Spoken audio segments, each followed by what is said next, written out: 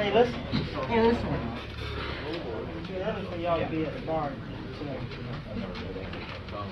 Ready? We're going to call this meeting to order. This is a regular city council meeting of the Williston City Council. It is Tuesday, September 6th. It is 6 p.m. And I'm going to ask Ms. Willis to please call the roll. Mayor Charles Goodman. I'm here. Council President Deborah Jones. Here. Council President Marguerite Robinson. Vice President. Sorry, Vice President. Council Member Michael Cox. Here. Council Member Zach Bullock. Here. Council Member Ellie Ross, absent. City Manager Jackie Gorman, absent. Deputy City Manager Dina Nelson, absent. City Clerk Latricia Wright, absent. City Attorney Scott Walker, absent. Attorney Kirsten Blue. Here. Okay, for the record, I just want everybody to know who's asked me today that Mr. Ross is out of the hospital. He was transferred to the nursing home here in Williston today. He started his therapy this morning. And I just want everybody to know that. If you will, stand at this time for the opening prayer and the Pledge of Allegiance.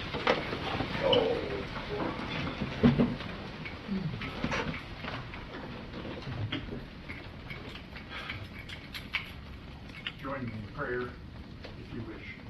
Lord, we just come to you tonight, Lord, first to thank you for the grace that you show us, our city, our country, Lord. And we give you all the glory for the fact that we are in America, in the United States. And Lord, I ask you to look out for each and every person here, to guard and guide and direct their thoughts and their actions. And Lord, most of all, I ask you to look out for our police department.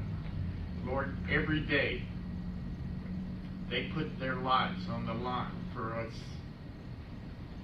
in the most unusual way. Suddenly things can turn bad for them. And Lord, one thing that has been on my heart is to help our police officers who sometimes have to see the bad side of us, to help to stay focused, and our chief to help them to stay focused on the good side.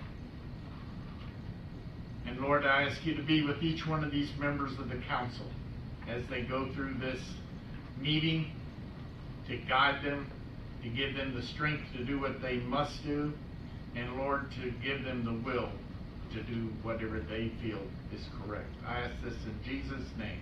Amen. Amen. I pledge allegiance to the flag of the United States of America and to the republic for which it stands, one nation, under God, indivisible, with liberty and justice for all. Thank you very much. Thank you, Mr. Mayor. Okay, at this time I'll ask if there are any additions, deletions, or changes to the agenda. If not, I would ask for approval of the agenda as stands. I move that we approve the agenda. I second. I have a motion and a second. Any discussion? All in favor of the motion say aye. Aye. All opposed, same sign. Motion carries. Item number 2 is Proclamation of Constitution Week by Mayor Charles Goodman. Thank you, President Jones. Yes, sir. Is Miss Barbara Belcher here?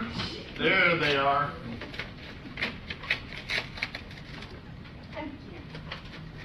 These ladies came to me and asked that I do this proclamation, and I looked at it and I said, this is a very worthwhile proclamation, and I would be honored to do it. Whereas September 17th, 2022 marks the 235th anniversary of the drafting of the Constitution of the United States of America by the Constitutional Convention. And whereas it is fitting and proper to accord official recognition to this magnificent document, and it is memorable anniversary, and to the patriotic celebrations which will commemorate the occasion.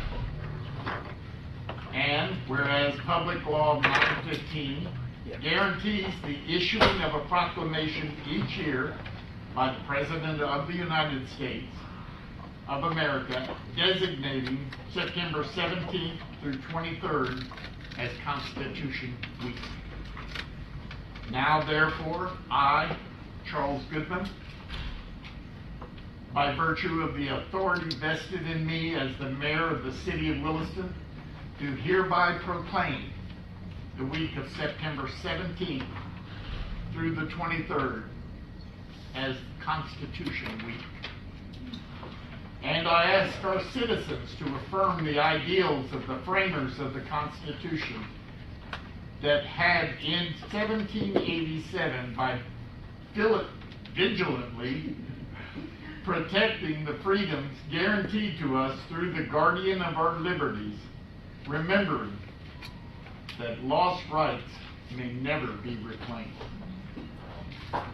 In witness whereof I hereunto set my hand and cause the seal of the city of Williston to be affixed this 6th day of September of the year of our Lord 2022.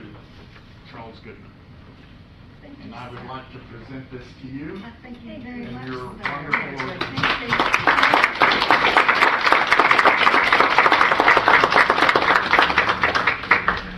And sir, as a gift, we have a poster from the DAR, and we have two, maybe one for the police And building one or for something. my I office. don't know. Okay. And I know you're very busy tonight, but I do want to just say that the National Society Daughters of the American Revolution, we are a non-political women's service organization and whose members trace their lineage back to someone who supported the American Revolution. And any woman over age of 18, no matter their faith, their background or whatever, is eligible to join, and we help you find your patriot. We want you to join. So, Thank you very much. Thank you, Mary. Thank you. Okay, the next item on our agenda is proclamation also by the mayor celebrating National Hispanic Heritage Month. Is Mr. Bill Foster in? He was unable to come tonight. Mr. Bill Foster is not able to come, but I'm going to read the proclamation anyway.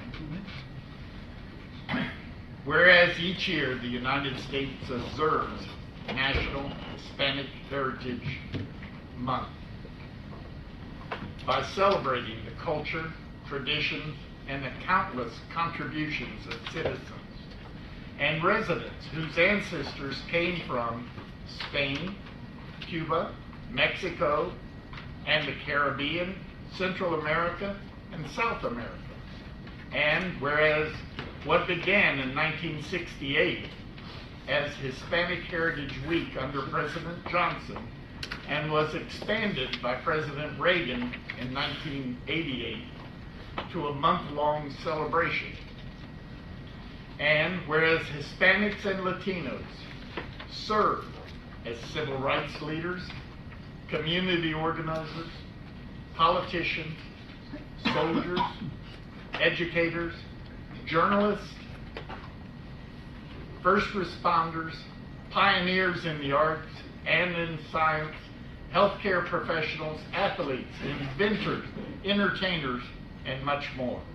And whereas locally, Hispanics and Latinos from diverse cultures contribute to the vitality of the city of Williston. As residents, community activists, board members, volunteers, staff administration, and police officers.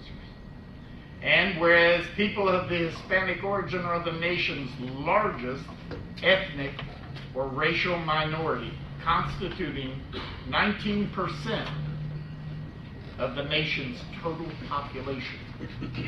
And Hispanics are 24% of Florida's total population. Now, therefore, be it resolved that I, Charles Goodman, Mayor of the City of Williston, Florida, joined by the entire council, do hereby proclaim September 15th to October 15th, 2022 as Hispanic Heritage Month. And I encourage the observation of the special annual tribute by celebrating the generations of Hispanic and Latino Americans who have positively influenced and enriched our American society and our community here in the city of Williston. Signed under my hand and sealed in the City Council chambers of City Hall on this 6th day of September 2022. Thank you.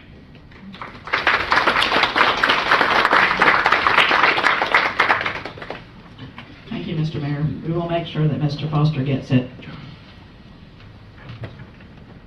Okay, our item number 4 is public participation. At this time, this is one of 2 opportunities for the public to speak to something that is not on our agenda. If you have something you'd like to say, proceed to the podium, and you just need to state your name and city of residence. There is another opportunity at the end of the meeting as well.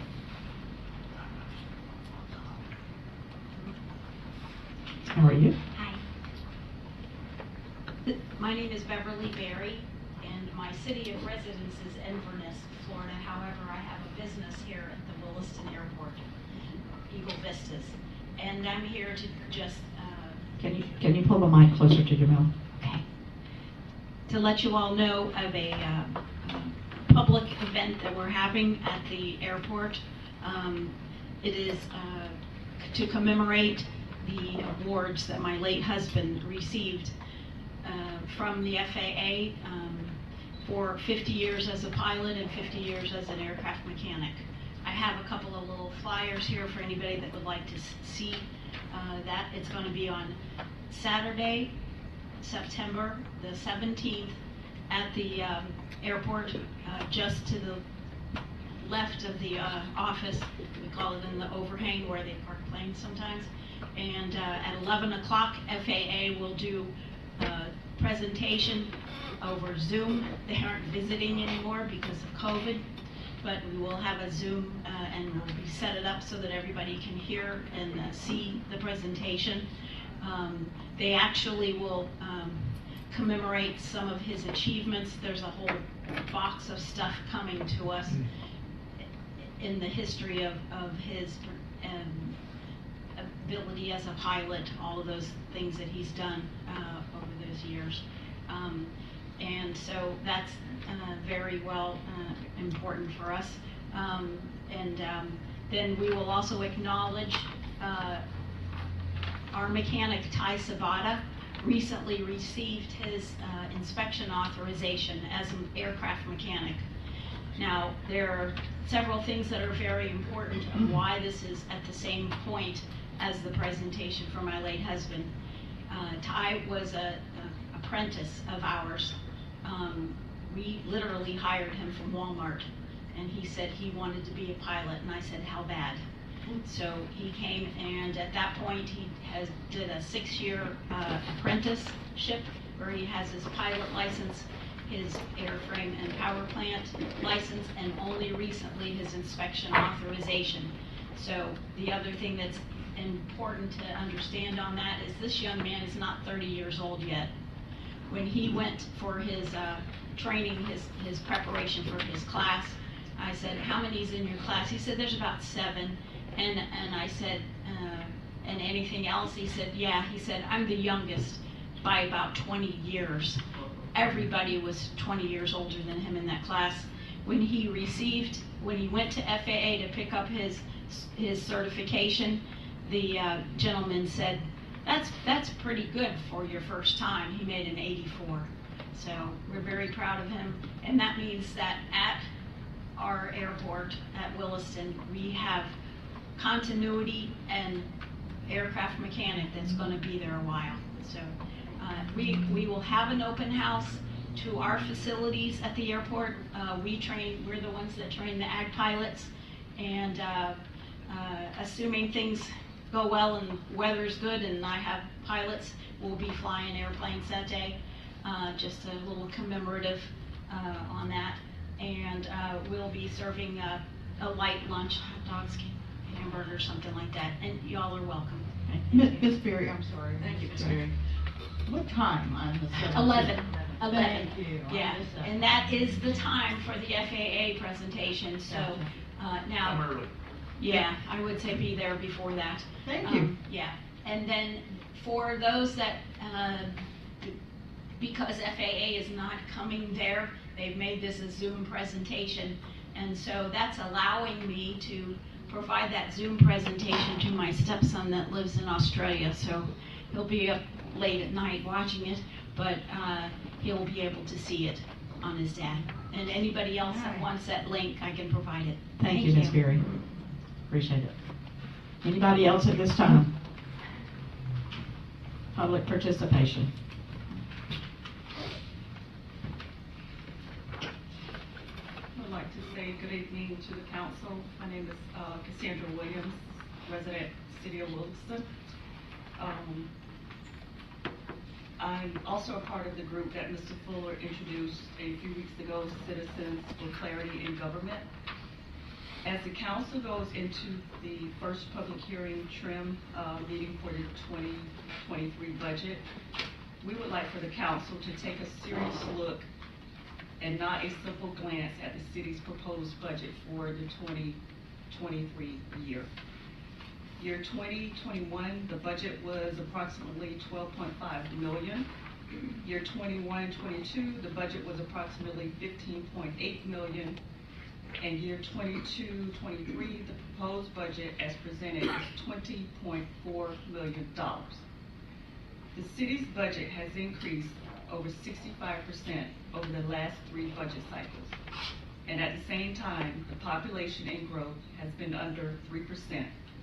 And the revenue from the approximately 98 new homes will not offset the increase in this year's budget. I'm Nancy Valerio, also a resident of Wilson and also a member of the Citizens for Clarity in Government. And what we just want to emphasize here is asking the City Council to ask themselves, how do we contain increases in the same way, in some way to reflect growth without pricing citizens out of Wilson or into, federal government assistance?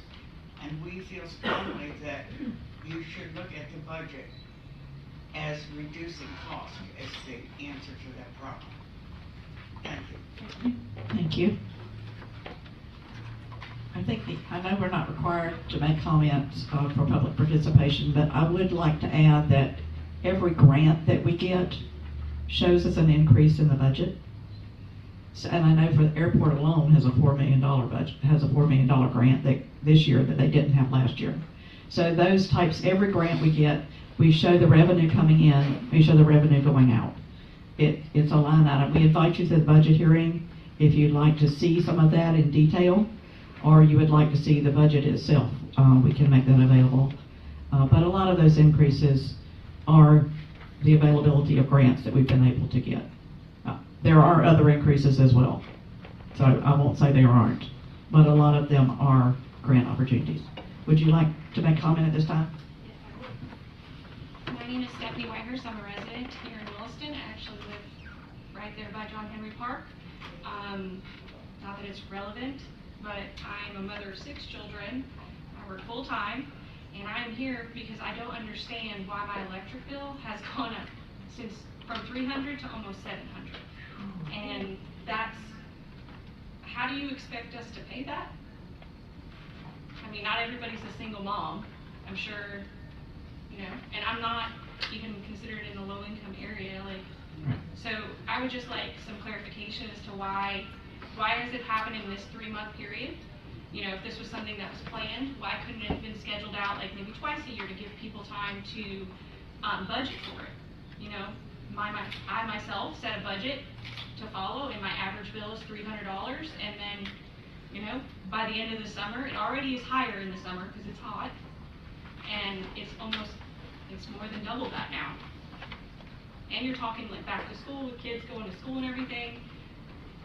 So I would like some clarification as to why that's. She's speaking on behalf of a lot of us. Yes. out here. I wondered. I saw certain people and I was wondering if that was why you were here. I'm always trying to figure out why people are here.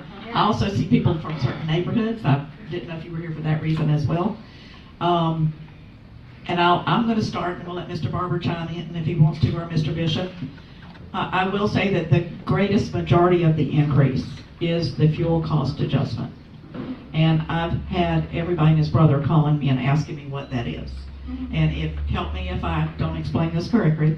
The fuel cost adjustment is the cost of making fuel, of making electricity, excuse me. If you have a nuclear power plant, it's the cost of the nuclear power generating the electricity. If you have a coal-powered plant, it's the cost of the coal. If it goes up, the cost of the electricity goes up. If it's a natural gas plant, which is what we use, it's the cost of the fuel for that natural gas that generates the electricity. This is a tough subject. It definitely is. It's affected all of us. It is a pass-through. It comes to us from the people that generate the electricity. It passes through to us, and it is passed through to the customer. It's allowed. That's the way it is. And I know I've been told that the natural gas was $3 a decatherm, and it's now $9 a decatherm. That's the increase.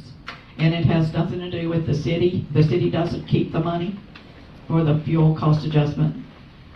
It's just like the gas is more at the pump. It's also more for the natural gas that's generating the electricity that you use. It's also based on consumption, obviously, and also how well your house is insulated. Just everything you can possibly think of. In June, I had 18 inches worth of insulation blown in my attic. I had all my windows tinted, and all my windows are brand new. And last year, I'm sure Right. some of y'all have driven by my house. It's got an open permit, but I did all of that stuff to save money right before the peak, Right. and I've seen no savings. I've seen, a loss. It's because that fuel cost adjustment, probably 3 months ago, it was at it was 30 cents on the dollar. Then it went up to 50 cents on the dollar, and this particular month is 80 cents on the dollar. So yes, your fuel cost adjustment is almost as much as your consumption. Well, it's almost as much as my mortgage. So my question is, we're, as a city, we are a consumer to this company. What is the city doing to advocate for our rights as the consumer? There's nothing to do. There's nothing to do. So the committee hasn't voted any kind of allowances to allow this increase in any way, shape, No. or form. Okay, so It's a fuel cost adjustment that comes from the person who generates the electricity. They pass it to us, we pass it to the customer. why do we have two fees then? We have an electric fee, and then we have the And the adjustment. fuel cost adjustment, because it's separated out so you can see which is which. Mr. Barber, you want to add anything? Mr. Bishop? Either one of you? The only thing I would like to say is all the electric companies are doing it. It's not just us. Yes, we're not the only ones. Understood. Yeah. I know. It's not near as high. No, well, I've got friends that live in Alachua County, and GRU is the king of kings when it comes to high electric bills. And my electric bill is almost as high as hers. And The ones over there are 1,200 and 900. The ones that I've compared. 700 Yeah. for a 2,000 square foot house. Like, it boggles my mind how, number one, that they're legally allowed to do this. Number two, that the city hasn't said enough is enough. Maybe you have to pace this out or something. We're a huge consumer. The whole city of Williston purchases electricity from this electric company. And I will say that some of the companies, they use coal-powered generators and some use nuclear-powered generators. Ours is a natural gas-powered generator. So ours goes up with the natural gas. And we did buy it in bulk, or it would be worse. We bought it from Florida Municipal Power Association, or it would be even worse than it is now. We bought it in bulk to get it a lower price. So what is the city going to do to help us? Nothing? I'm just curious. I mean, is it going to keep going up? During public participation, I can't do much more because we've lost our 5 minutes. Okay. That's not on the clock. If somebody else wants to stand up, we could continue the conversation. That's all I know. I mean, moving forward, I think Okay. that's where we're going. Come on. Moving forward, what? If you will state your name for the record. My name is Jennifer Benton. And you live in the city of Williston, Yes, ma'am. obviously, because you're getting a bill from us. Yes, ma'am. Okay, Jennifer Benton. Okay, anybody else want to add anything back here? Donald, Jonathan? Yes, ma'am. So, Did I explain it Yes, fairly ma'am. correctly? yes, ma'am. And what people need to understand is that I understand that the bills are expensive. I'm a Clay customer. Some of us are Central Florida customers. And my electric bill was $582 this month. And I don't have trash. I don't have power. Or excuse me, I don't have trash. I don't have water. I don't have gas. I don't have any of those other services. So it's not saying, hey, I pay more than you do. But the reality is that when you look at it, the city of Williston is paying a lot less than the others, and it has nothing to do with rate changes. The rates haven't changed since 2006. This is simply the cost in the world market of creating the power. And it doesn't matter what provider that you're with, that power has to be paid for by the customer. It is the cost of generating the power.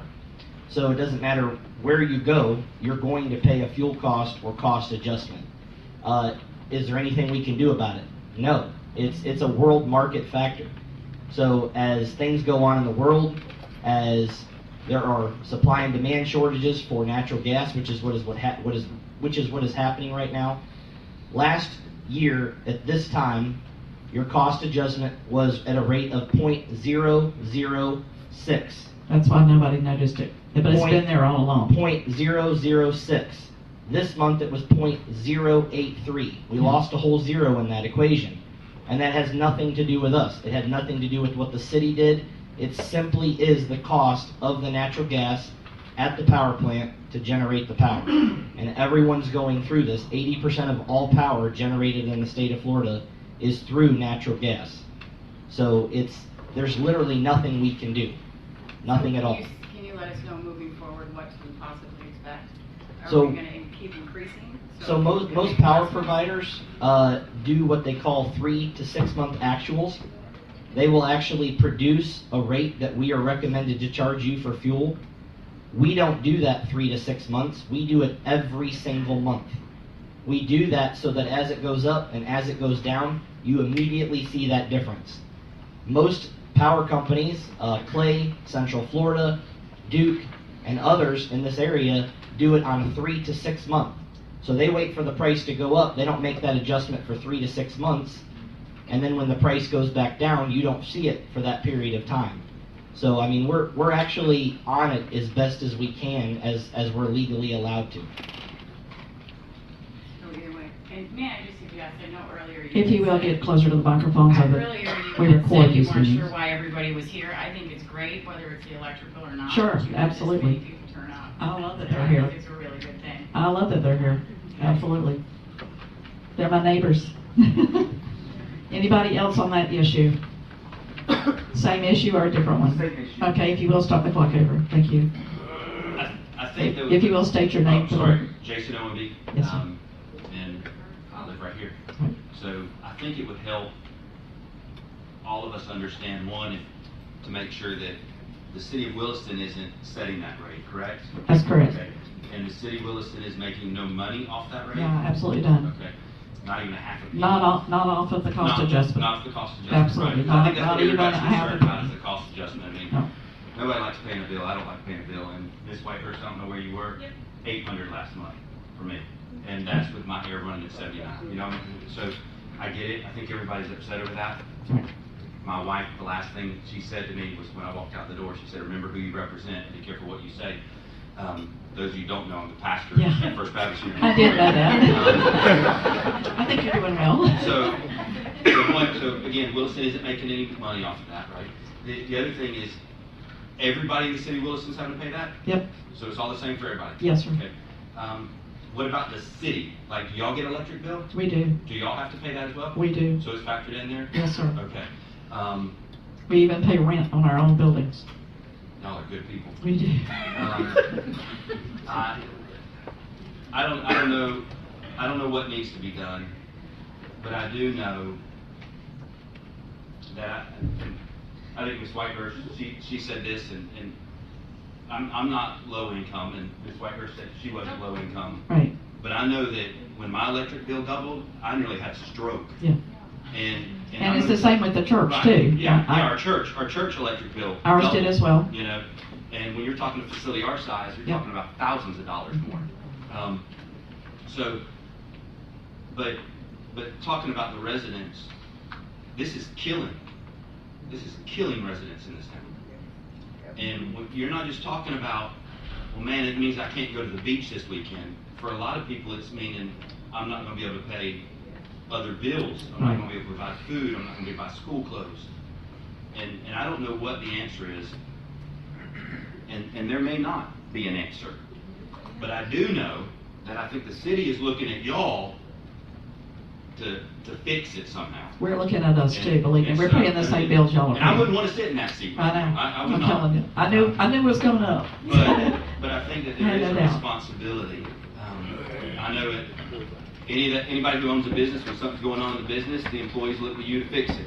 You know, I'm the pastor, and so when something's not right, they come to me and say, you got to fix this.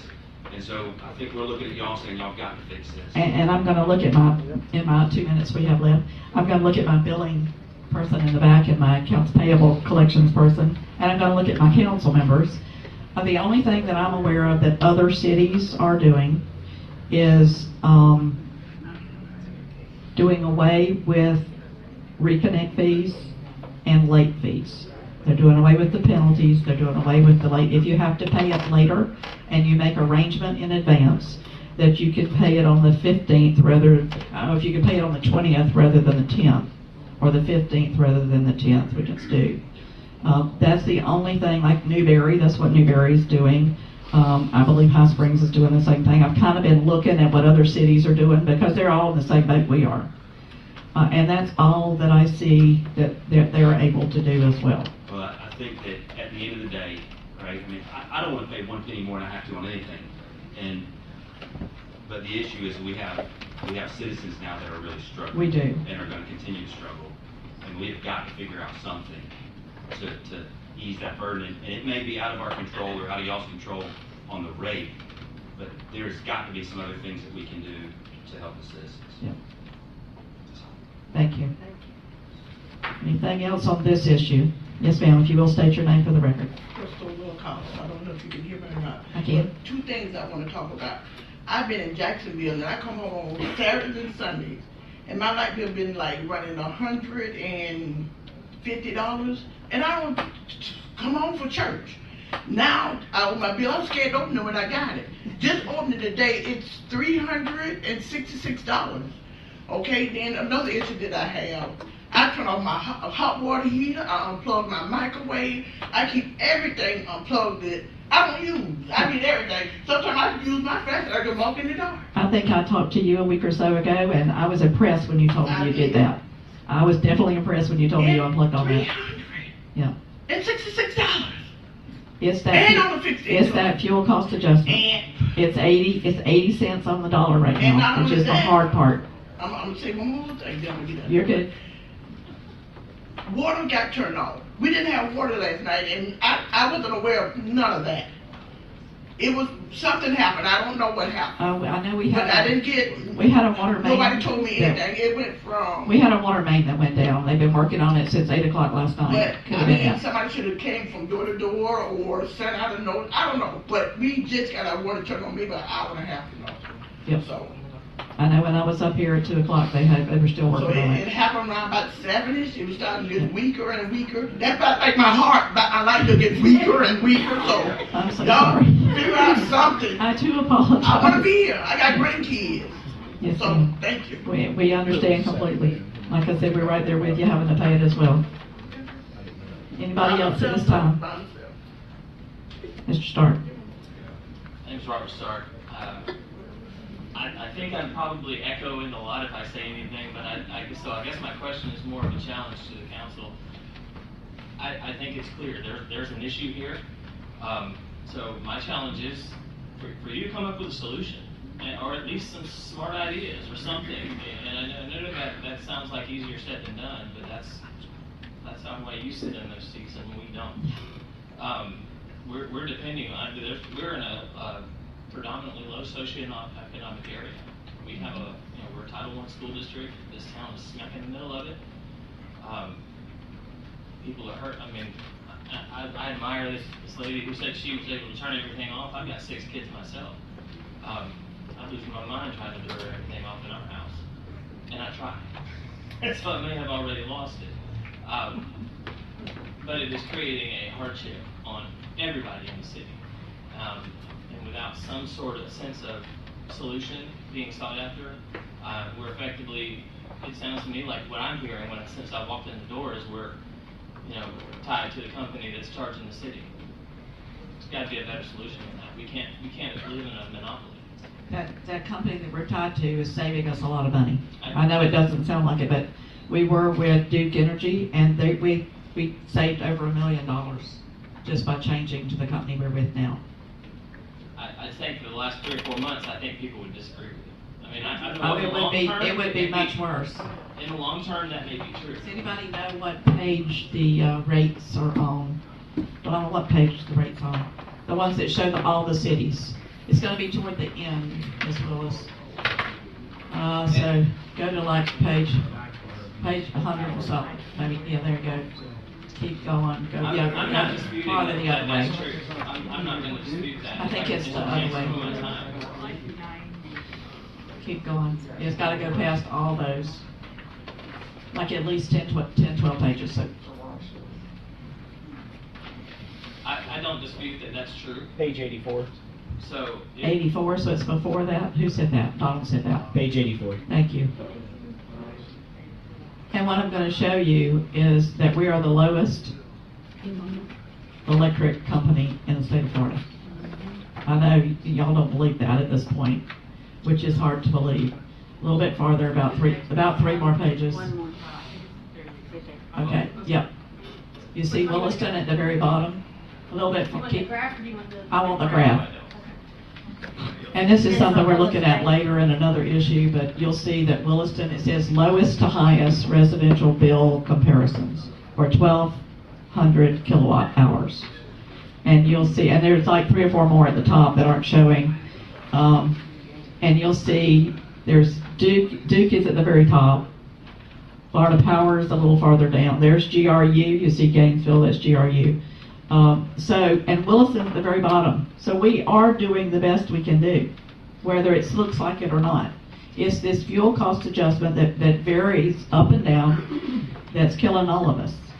Agreed. And the only thing, we can't do anything about that charge. It comes to us and the city cannot absorb it. There's absolutely no way the city can absorb it. So earlier you made the comment that the city makes nothing off of the cost adjustment, which makes sense. That's true. Cost adjustment is what it costs. It's a pass. So It's what simply a does the pass city make through. off of the regular rates? Less than we did in 2006. Because the cost of fuel has gone up. The cost of electricity has All gone due up. respect, that doesn't answer my question. We can give you for example, the average user in Williston is 950 kilowatt hours per month. That's the average. It's not everybody's, I'm sure, but it's the average. And our average charge on that is $89. And if you make a comparison to other utility providers, it's drastically higher. Now, that does not include the fuel cost adjustment. But we can't include that in a rate comparison because fuel is what fuel is. We don't control any part of that. That is a rate that's set by the market forces. And remember, it's based on which fuel they use, too, whether it's nuclear, coal, So or my point in gas. asking that question is, And yes, we that's an area do. where the city has some leverage. Yes, we do make money off of electricity, but you know what it pays for? Parks, streets, police, fire, all those things that are not revenue generating, that our citizens enjoy. So my point, I get it. But right now, our citizens are not enjoying the effects of high cost of fuel. I realize that. So sometimes in my household, and I'm sure in all of these households, we have to make the tough decisions, which we are all doing right now. We have to make the tough decision because this cost is higher. I can't do this. So are we willing as a city to make those calls to help the citizens who are really hurting right now? Make the tough decision to do something different with the money you do have control over so that the citizens are not paying the cost over and over again. The greatest majority of it is spent on keeping the system running. and the purchase of the fuel, purchase of the electricity itself.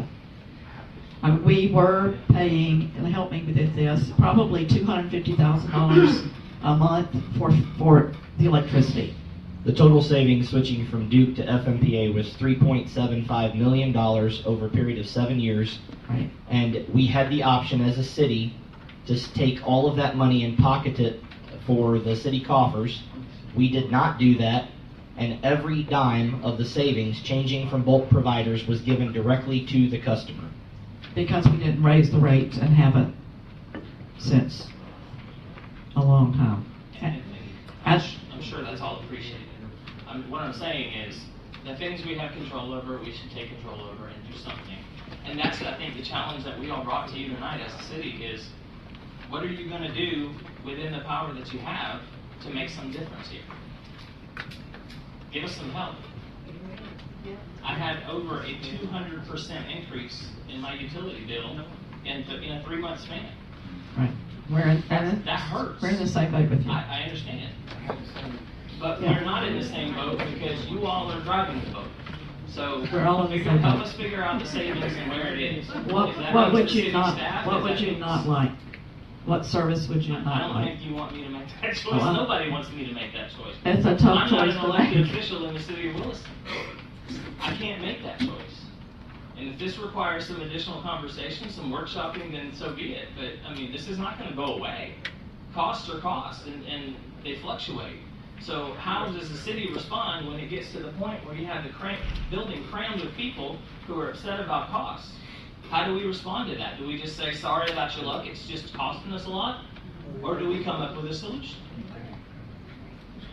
So my challenge is, let's figure out a solution that works for the people of Williston, not for the cooperative, not for the power companies, not for anyone else, but the city of Williston. That's a challenge. That's not I'm not being rude, I'm not being confrontational. I just think we need to work it. We need to work it out somehow. I hear you.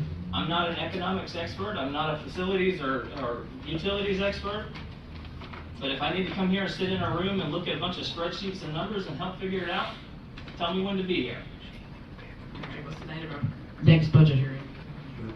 Our budget is balanced at the moment. I don't think this is necessarily a budget issue unless you're willing It to is start if you want me to budgeting cut certain services. items. That's what you have to do. You have to cut. Okay. You have to take things away because we have to spend money on the electric service. We have to keep the lines up. We have to keep the people working, or we don't have electricity. So you can't cut the utility side. So it's all those other things I named, like police and fire and parks and recreations and streets. And we do have people here tonight who are here to address those things. So everyone has different concerns. Right now, we all have concerns about the cost of our electricity. And I'm not standing here saying it's an easy solution. I'm not standing here saying it's all on you. I did just say if I need to, I'll show up and help. But I believe our next budget hearing is on the 8th, the 13th, I'm sorry, the 13th of September. And I'm saying, as a citizen of Williston, I think I'm speaking for a lot of us, say, we're going to have to figure something out, or it's going to be a really rough fall. Because my heater hasn't kicked on yet. yeah, we usually use a whole lot less power in the fall. And I Than think we a lot do of in us the winter. rely on that bill being a little bit lower. Now it Right. seems it's not going to be. So I'm taking way more time than I was going. Thank you, appreciate it. Yes, Dwayne Williams, citizen of Williston. I have a question for the council related to the water outage. Are the city advising a boil water warning to citizens because no one has informed us? Yes, sir. Everyone that's affected by the boil water notice has been notified with door cards, Facebook, and the website. I didn't receive anything. Because you weren't on the boil water notice. I live back there on, you know where I live. Yes, sir. Tell you. And the boil water notice starts beyond your property. Okay, thank you. Good question, Mr. Williams. Hey, I'm Joel Petty. I live at 43 Northwest 4th Street. My question is, why couldn't y'all just do away with the city? You compare us to Gainesville and everything. This is Williston, no bigger than Bronson. Bronson has 2 power companies. Why can't we pay our own power to a power company? instead of paying the city in Williston and then paying the extra cost to y'all to do away with that. Not paying an extra cost to us. To the city, if we're paying a light bill, it's gonna be like, I'm never home. My light bill is $130. I mean, you'd be paying it to somebody, and they're higher than we are. I'm talking to y'all. Why can't y'all? That's what I said.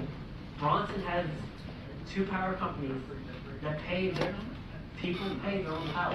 Then they must be divided, because Why can't power we do that? companies have franchise. Why can't we do that? Let me finish my sentence, please. Power companies have franchise areas. We have an area. Central Florida has an area. Sumter Electric has an area. Duke Power has an area. So why- You cannot go outside your area. So my question is, why can't we sell our power to them and let them take over? So we don't have to pay that cost. Oh, you could, but every month. you would have to pay it. You just have to pay it at a higher rate. No, well, Bronson, they pay their power bill and they get another bill for water and gas and sewage. So how can we do that to help everybody? Because it all comes through the same utility. That's why there's one bill. Yeah, but the city can change that. That's what we hired you. But it wouldn't make any difference, Mr. Penny, Why wouldn't it? because it still would be the cost of the water and the cost of the sewer and the My cost of question the is garbage. to you- My question is to you is, I'm never home. I'm in St. Augustine or I'm in Bay City. My power bill is usually $120. Now it's like $450.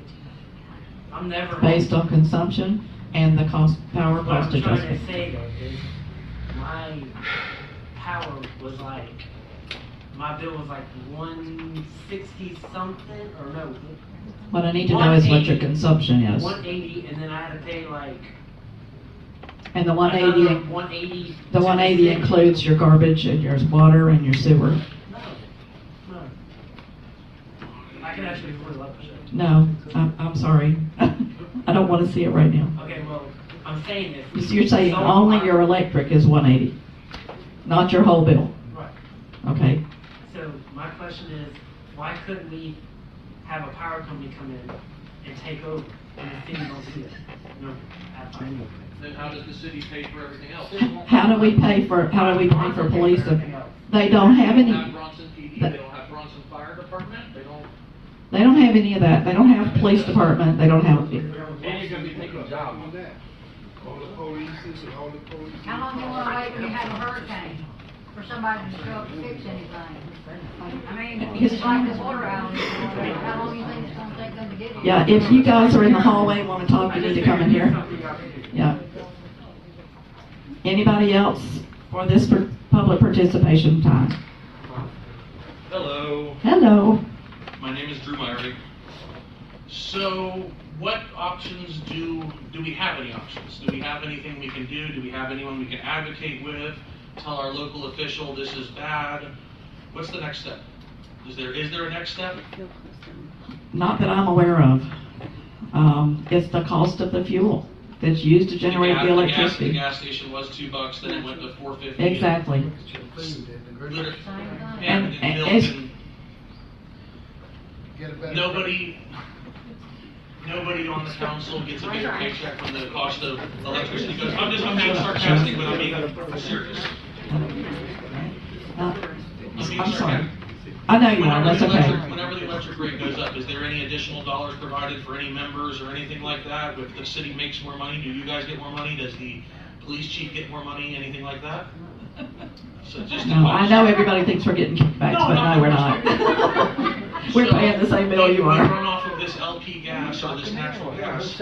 What does it take? I guess that would probably not be the question for you, but is nuclear power cheaper? Is coal power cheaper? That's a good question. I think nuclear is cheaper. We can ask these guys back here. Our problem is we don't have a nuclear power plant in our area. Because of everything needs to be cleaner now and burn cleaner, so we got rid of our cheaper We got rid of electricity our, to burn cleaner. they got rid of our coal power plant in Crystal River. There were And the new. 2, right?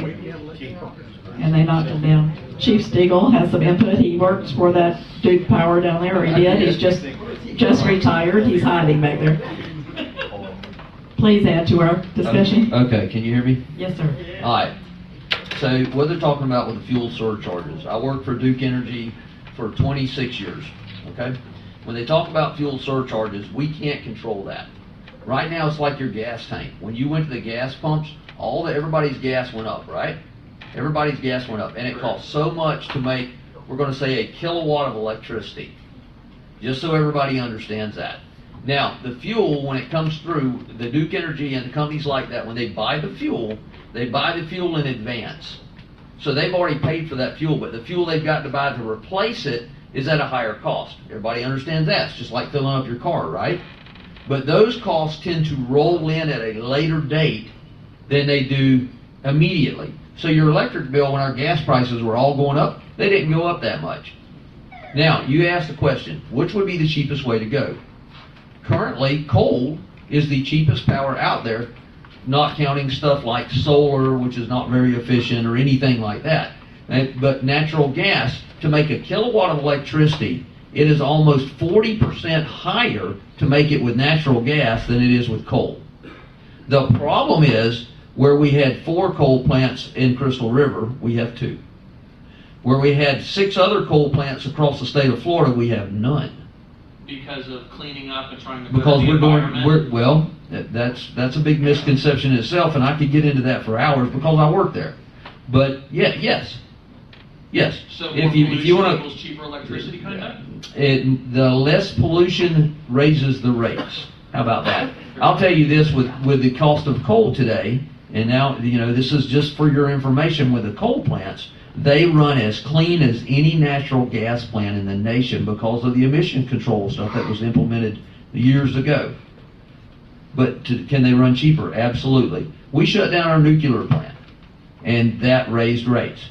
When we talk about a 40% difference, if it took you $41 to make a kilowatt of electricity from a gas plant, it took you 15 cents to make it from a nuclear plant. We no longer have that option. We shut it down. Why? Because nuclear is bad. It rolls back into what comes out by the power companies. It does, what we're talking about here tonight, the city has no control over.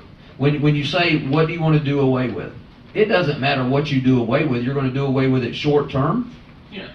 Because where do we go? What do we do? We can cut a cost now, but it'll only last for a couple of months, and then we'll be back. Correct. We're right back. back into it. And that's the way it's going to be.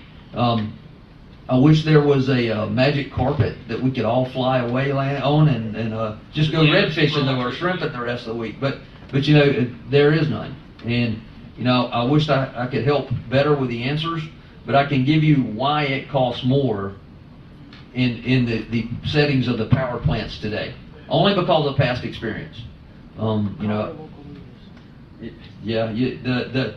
Think about it like this. On the state level, all power plants in the state of Florida are regulated.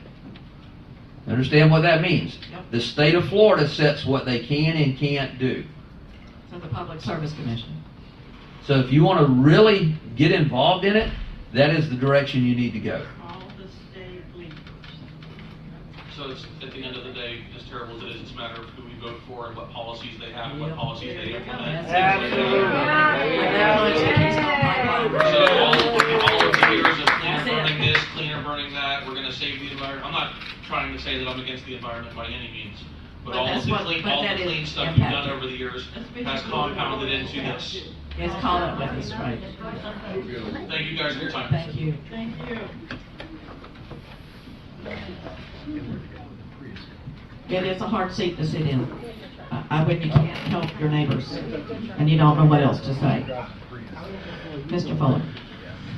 This is going to be a slight change of pace. That would be great. Notice he said slight. Slight change.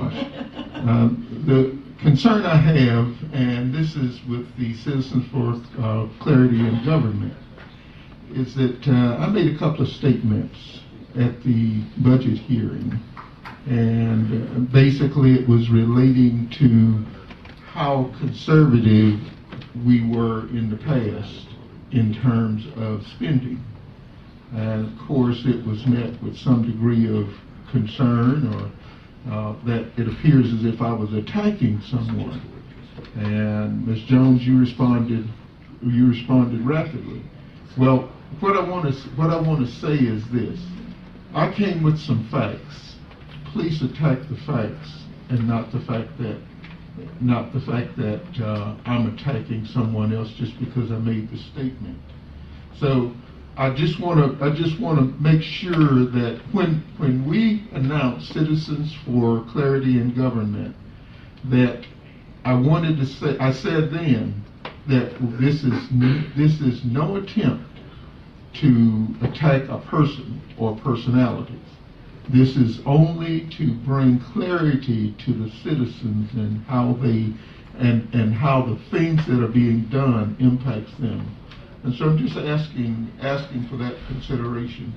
The other thing that I'm asking for specifically, if the citizens are concerned about utility rates, I would say sit down and stay in the room, because there is a public hearing at the end of this agenda that will address specifically that, and it ain't for a short term, but it's basically for a lifetime. And so I'm saying sit tight, because you need to respond to this public hearing, and you also need to understand what's about to happen. And it's already been factored into the budget. So if you have concerns, I'm saying stick around. Thank you, Mr. Fuller. Anybody else for public participation at this time, before we move to the next item on our agenda? If you're really quick. I'm quick. Okay. I'm just saying that I feel like we came to a consensus that who we need to go next is that we need to start contacting our state officials as a community. So You can ask them the same questions and see if you Right. get the They same should answers. have to answer to the same things that these people are doing, and so just like I posted that I was going to be here, I will be posting those contact information, and you do know them. If you could drop it in my mail. I can do that. Thank you. Anybody else at this time? Miss Jackie. Echoing that thing, I'm feeling you guys, and it's sad and it hurts. And I'm standing to say, one of the things I wanted to change, and changes out there need to happen. I've been working with the Kenese Reading Park projects for years, and one thing I want to see is more benches at that park.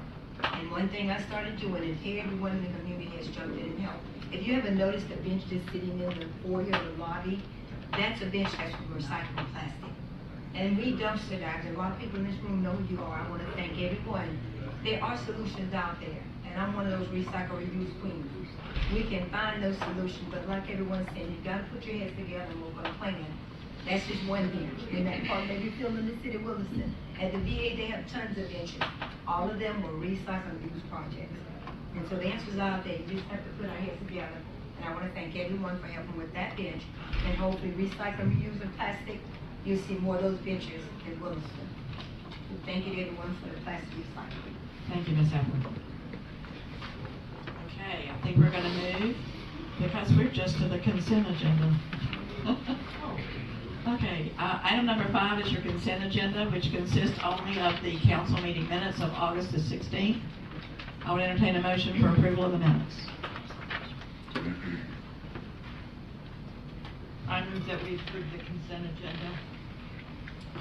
I have a motion and a second to approve the consent agenda. Any discussion on the motion? All in favor say aye. Aye. All opposed, same sign. Motion carries. Item number 6 is old business. And at this time, we'll go for staff and board and council member updates. Ms. Gorman is not with us tonight, so we will go to staff updates. And I see the chief's hand first. Chief of Police.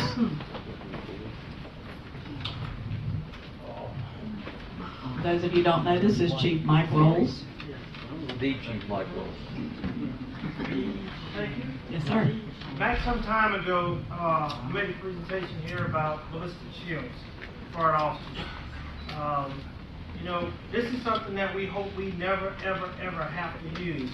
But when the time comes, that officers need to be properly equipped to respond to an active shooter, whether it be in a school, a church, in a parking lot, in a house, reference domestic violence, or wherever it may be. This is one of the most valuable tools an officer can use when they're addressing active shooter.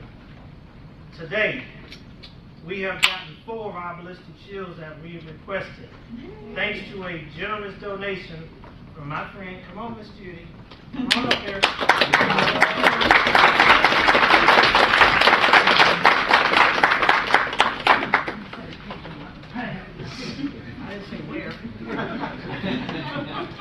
Because of a great donation that was given to the Friends of Wilson by Miss Judy, we were able to purchase 40 shields to provide our officers with the safety tools that they need if, in the event, we have an active shooter. So thank you for what you've done for the police department and for the city, and for the men and women that wear that uniform every day and go out and risk their lives. We really appreciate it. Thank you.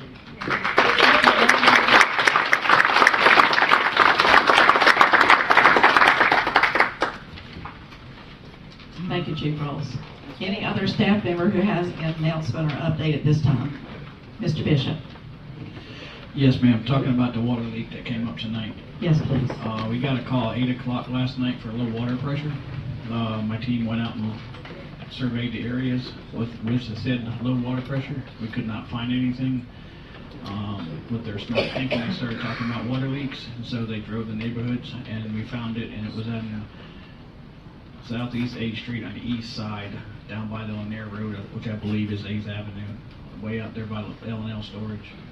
It was in the bottom of the ditch where there's absolutely no traffic, nothing to mess with it, and it turned into an 8-inch main and a 19-hour water leak till we started at 8 o'clock, and we barely made council tonight. It was posted on Facebook last night. That was the best we could do. As soon as we, roughly 2 o'clock, without getting too technical, we were able to finish it up, and then by almost 5, we had to blow water notices out to said customers who were involved in that water leak. So, big inconvenience for the citizens, I comprehend that, but we did the best we could, and I'm proud of my team. That's it. Great. Thank you. I know they were preparing for it earlier when I was here this afternoon. Appreciate y'all getting that out so fast. And are you awake back there? Got toothpicks holding your eyes up? I know I was told this afternoon you've been out all night. So, yes, ma'am. We're praying for a short meeting, but I don't see that happening. No, I would like to know something. Mr. Barber, did you lose a bet, or do you not like us? Because what I thought was going to be 3 or 4 items on our agenda has turned into a spend the night. I would say it's a lambs to the slaughter scenario. Thank you so much.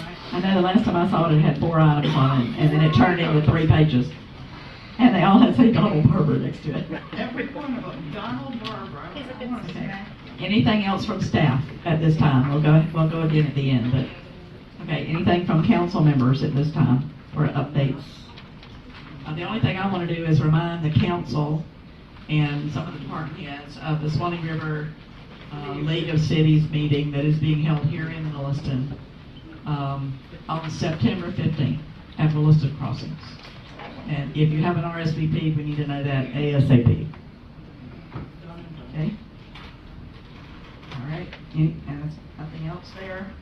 We'll move then to item 6B, which is Resolution 2022-53, a resolution of the City Council of the City of Williston, Florida, approving the 2022-2023 holiday schedule and approving for an effective date.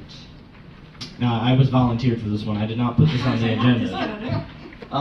Because the city clerk's Yes. So, as was mentioned to council, I believe a meeting ago, or 2 meetings ago, I apologize, there was a desire to add a 13th holiday, and I believe staff got together during the budget process and talked about the added cost of that, and thought that it wasn't appropriate at this time economically to ask for more holidays, even for federal holidays, when citizens are struggling, obviously, as they pointed out this evening. So you'll find the resolution that's been presented to you is no change in the HR manual. It is the same holidays that we have recognized for many years past, And at this time, we're just asking for the same schedule with the updated dates for the rest of 2022, 2023. Any questions for Mr. Barber? I would entertain a motion for resolution 2022-53. I'll make a motion, we approve resolution 2022-53. I second. Have a motion and a second. Is there any further discussion? All in favor of the motion say aye. Aye. All opposed, same sign. Motion carried. Item C is resolution 2022-62, a resolution of the City of Williston, Levy County, Florida, establishing a purchase, I'm not sure this is written quite right, a purchase for replacement of lighting of the City Hall parking lot ballistics. Ballast. Excuse me. Ballast. And providing for an effective date. Mr. Barber, Mr. Miller. Yes, Council President. Right there too.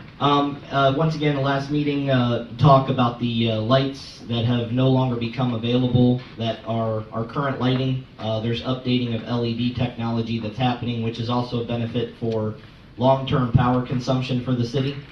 But to repair the lights, council asked us to bring back the actual proposal and price tag, and to remove the high-pressure sodium lights and go to the LED. It is around $6,600. The reason why we put not to exceed $7,000 is because when we got this quote, it was like a couple hours ago, and they probably changed the price. So that's what the resolution is about, and it's up to council if you would like us to remedy the situation in the front of the building.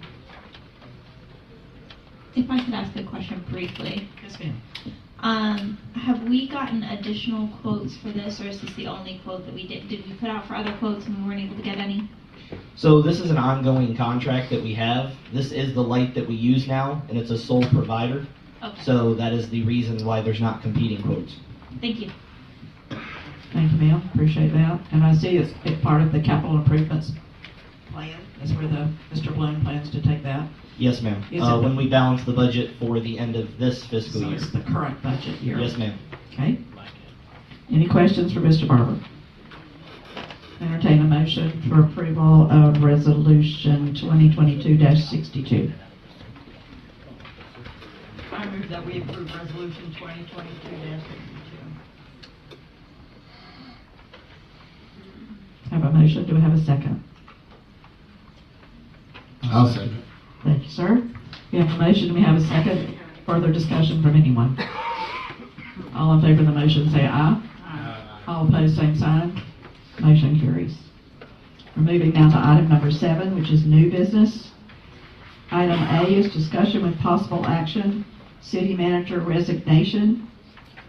At our last budget hearing, I handed out the resignation of our city manager, and she resigned. She gave us, according to the contract, which I have a copy of if you'd like for me to read, either we give her 30 days notice or she gives us 30 days notice. And in this case, she gave us 30 days notice, which would be September the 16th. I would like for you to accept her resignation tonight and pay her through the 16th, and let's release her. If that's so your will. When are you wanting to replace with an interim city manager? When I get to about 2 items down the agenda. Would it not be beneficial to have her available to show that person maybe what's still in the works or things like that? I have someone in mind to recommend to you, and they would be familiar with the process.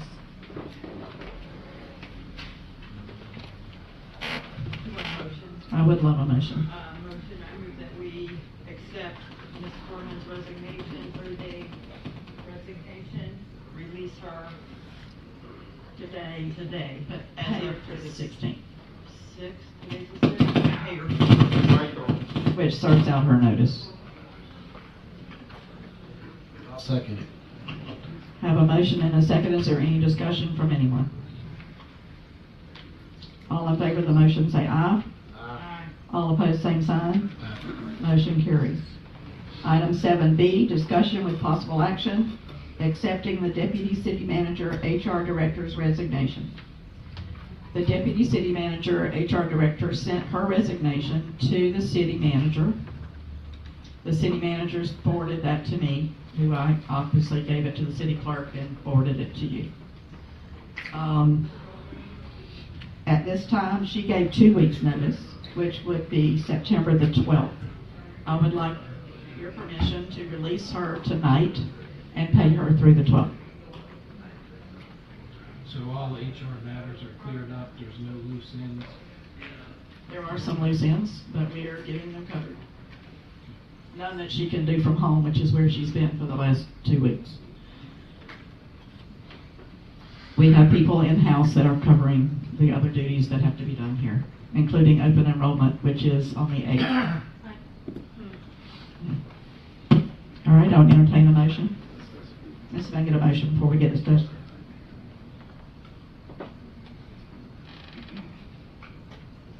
I'll make a motion that we accept the 2 week resignation. Effective today? Yes, sir. You want to trade with that one? I'll have a second. I have a second. I have a motion and I have a second. Do I have any discussion? Mr. Mayor, anything you'd like to add?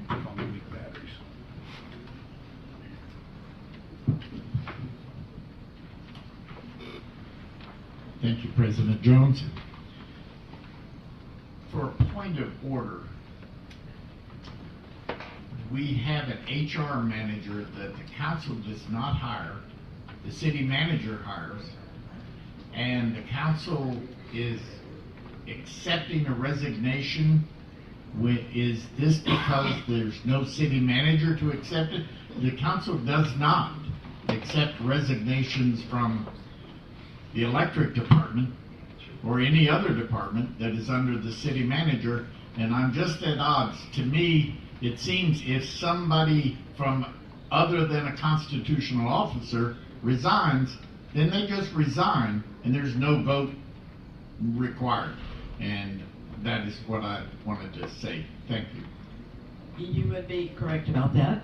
I think what I am asking you to do, though, is release her now. Yes, the city manager did accept her resignation, but I'm asking you to release her now and not have her hang on until September 12th.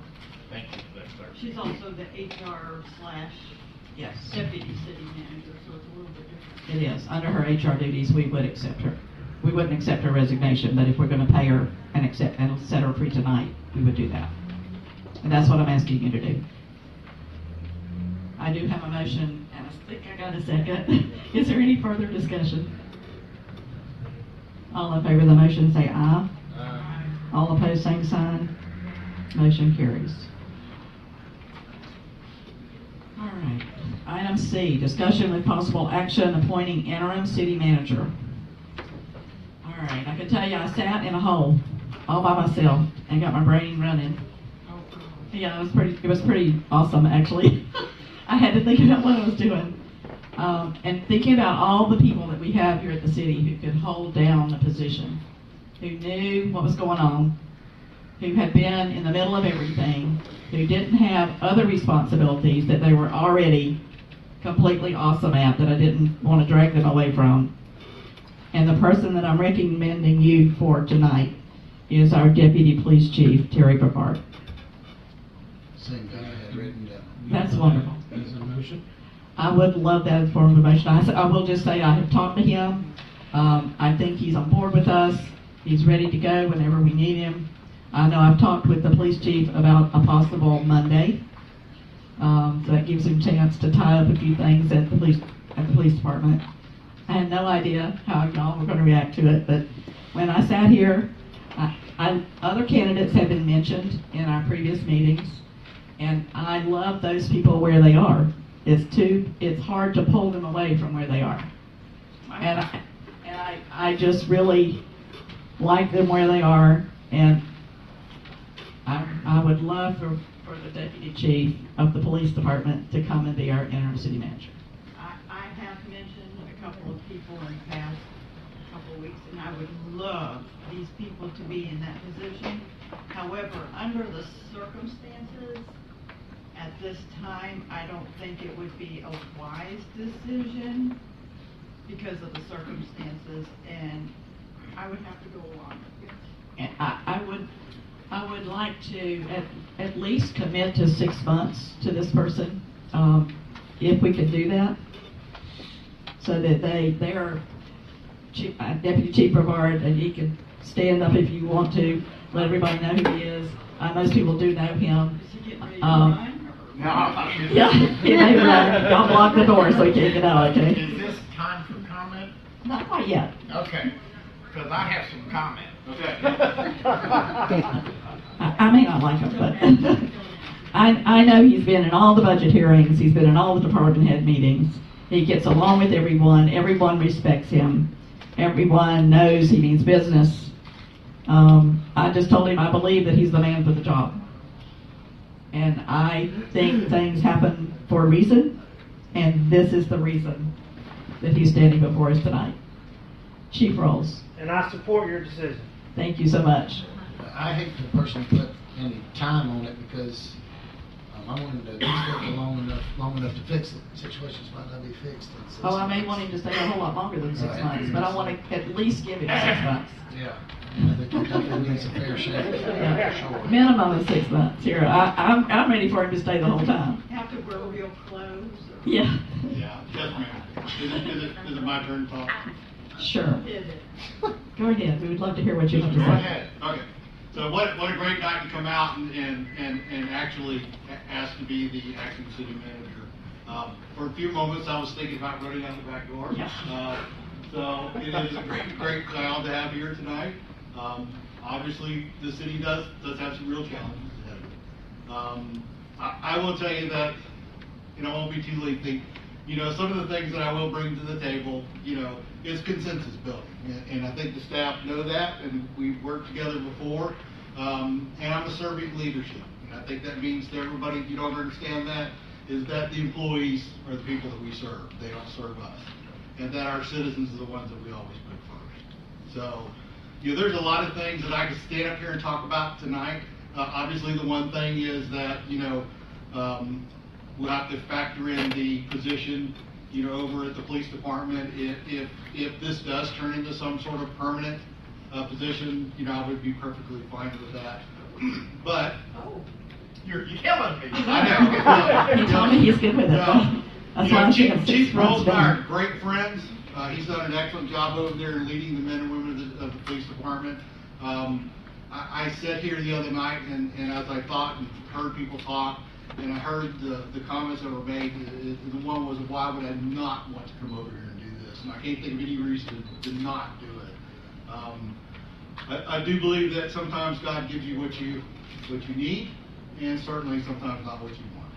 And I think this time He's probably delivered us to where we need to be. And I would love that opportunity. Like I said, I would have to make sure that my position over there remains open until a permanent decision is made here. So I do have a home to go back to. I would look forward to working with the men and women of this organization. And if later on down the road, they want me to stay, and I want to stay, and the council wants me to stay, and the citizens are happy with everything that we're doing, I would certainly consider that a more permanent basis. Thank you. I thank you for not running when I first brought it up to you. And I apologize for my address tonight. We're short. We'll be shorter. And obviously that's something the chief has worked on as far as building the organization up. I probably should have my vest and badge on, but it's been hot. We've been working since 6 o'clock this morning. I just need to feel more comfortable. So, if anybody wants to wear my vest, it's in the back. Give it a try. Thank you, sir. Okay, so obviously we will have to come up with a salary. I haven't honestly looked at that. We could bring that back to you at the next meeting if you'd like to. I know that there are specific things in the HR manual that talk about, if I remember correctly, the bottom of the pay grade or 15% more than he is currently making, whichever is the greatest. So we'll look at that and we'll figure out, and I'll bring that back to you if that works for you. And we'll just And we'll bring back a resolution as well to codify this action. Yeah. Very good. And I want to thank you for the opportunity to speak. Yes, sir. So I think I got a motion and I think I got a second. So I think. I think we actually did make a motion or second. No motion? Okay, sorry. Thank you. All right. No, I never did. I said, that's actually the name I had written down. You did say that. I did hear you say that. I will. I'll make the motion that we appoint as city interim deputy police chief Terry Ballard. I'll second. I have a motion and a second. Do I have discussion from anyone? We'll all clap later. All in favor of the motion say aye. Whoa. You had to look at Oh, I'm me sorry. when you asked that question. I made it very clear I had discussion. Well, then discuss. I thought you gave it up with all the comments we had. Calm yourself down.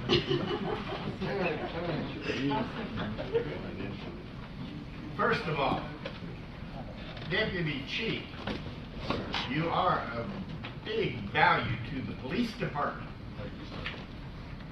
It is a huge loss. And we are already very short-staffed in our police department. And you do realize with your going, our chief is going to have to work extra hours, right? That doesn't cause you any pause. It's okay, you salary. I was here on this. But the chief is already working the extra. Okay, so the reason I wanted the floor is because I want to make it very clear that this man is extremely valuable to the police department. This is not a transfer of convenience. This is a loss for us. We're trying to be helpful, as this chief has since the beginning of his tenure, and we're trying to help the city, but I don't want anybody to leave this room thinking that we gave up this man because his lack of worth. His lack of worth is not in question. He is a tremendous asset to us, and I hope that the city will treat him with the dignity and respect that he deserves.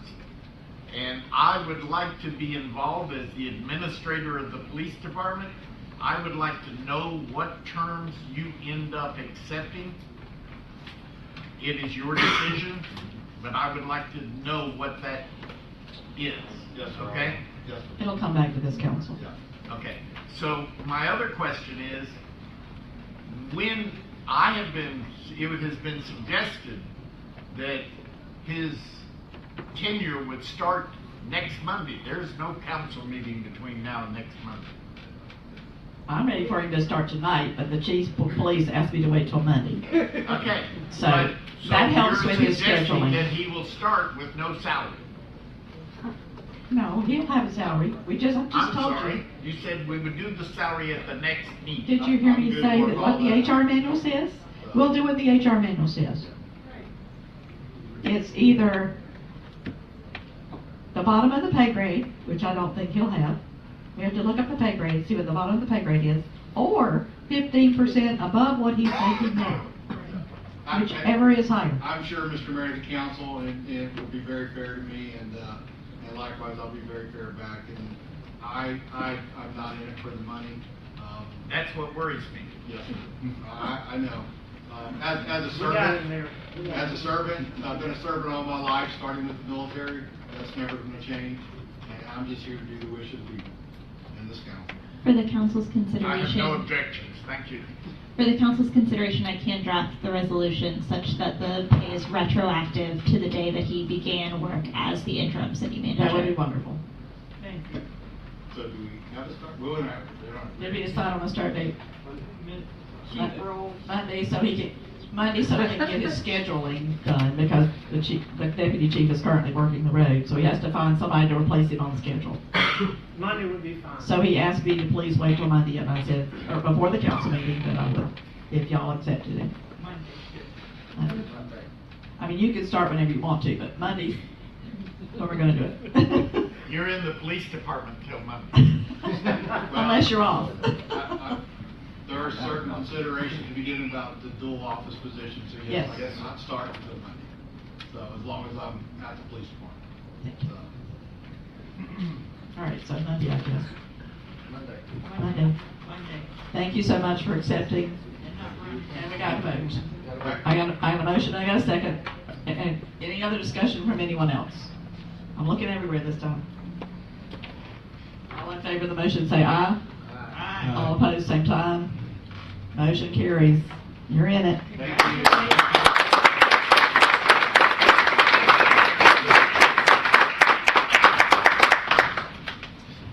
Okay, item D, discussion with possible action donating old surplus air conditioning unit to the Wilson Animal Group. I saw on Facebook that Wilson Animal Group was trying to raise funds for an air conditioner to put at WAG to help the dogs, to benefit the dogs.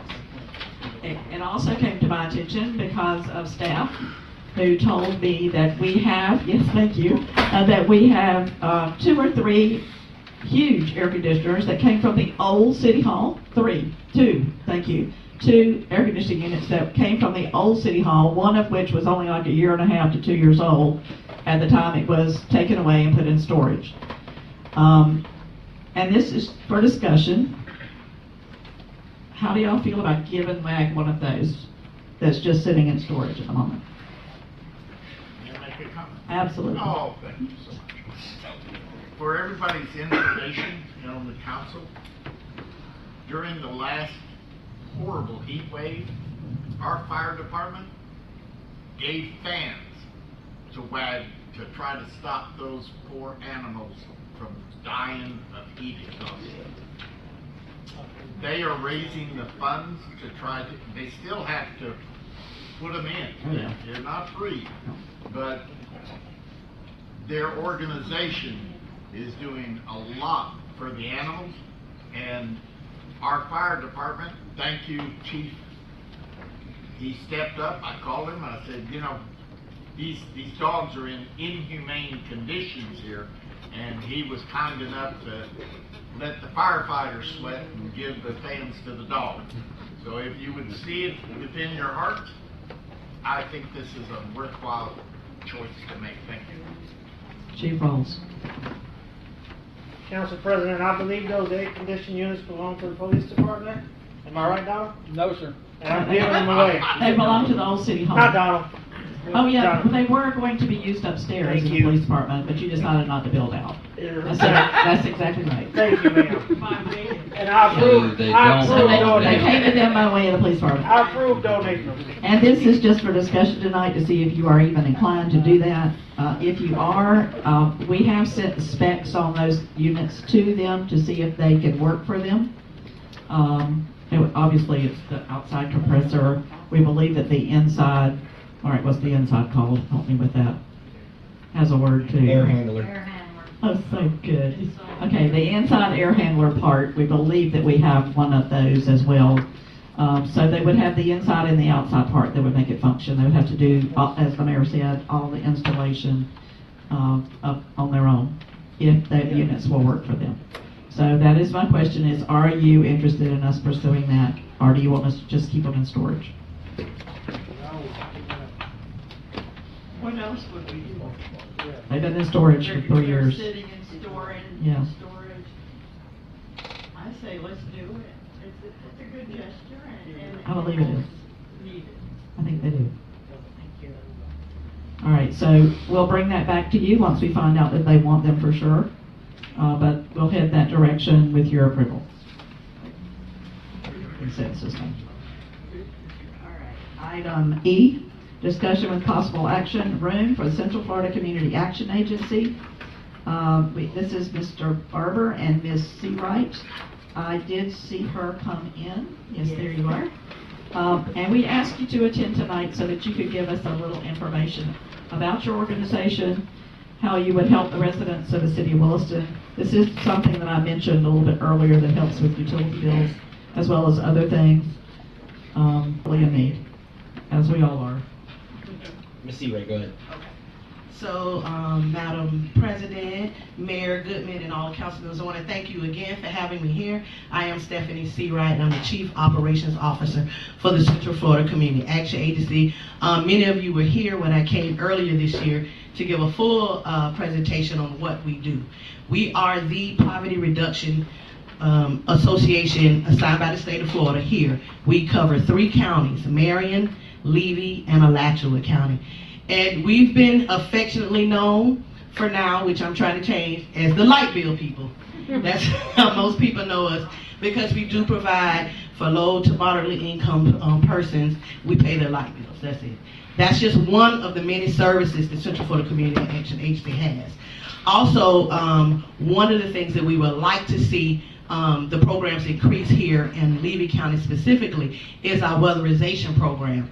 And what that program is a program where we go in to a person's home if they qualify, and we basically modify their homes to make them more energy efficient.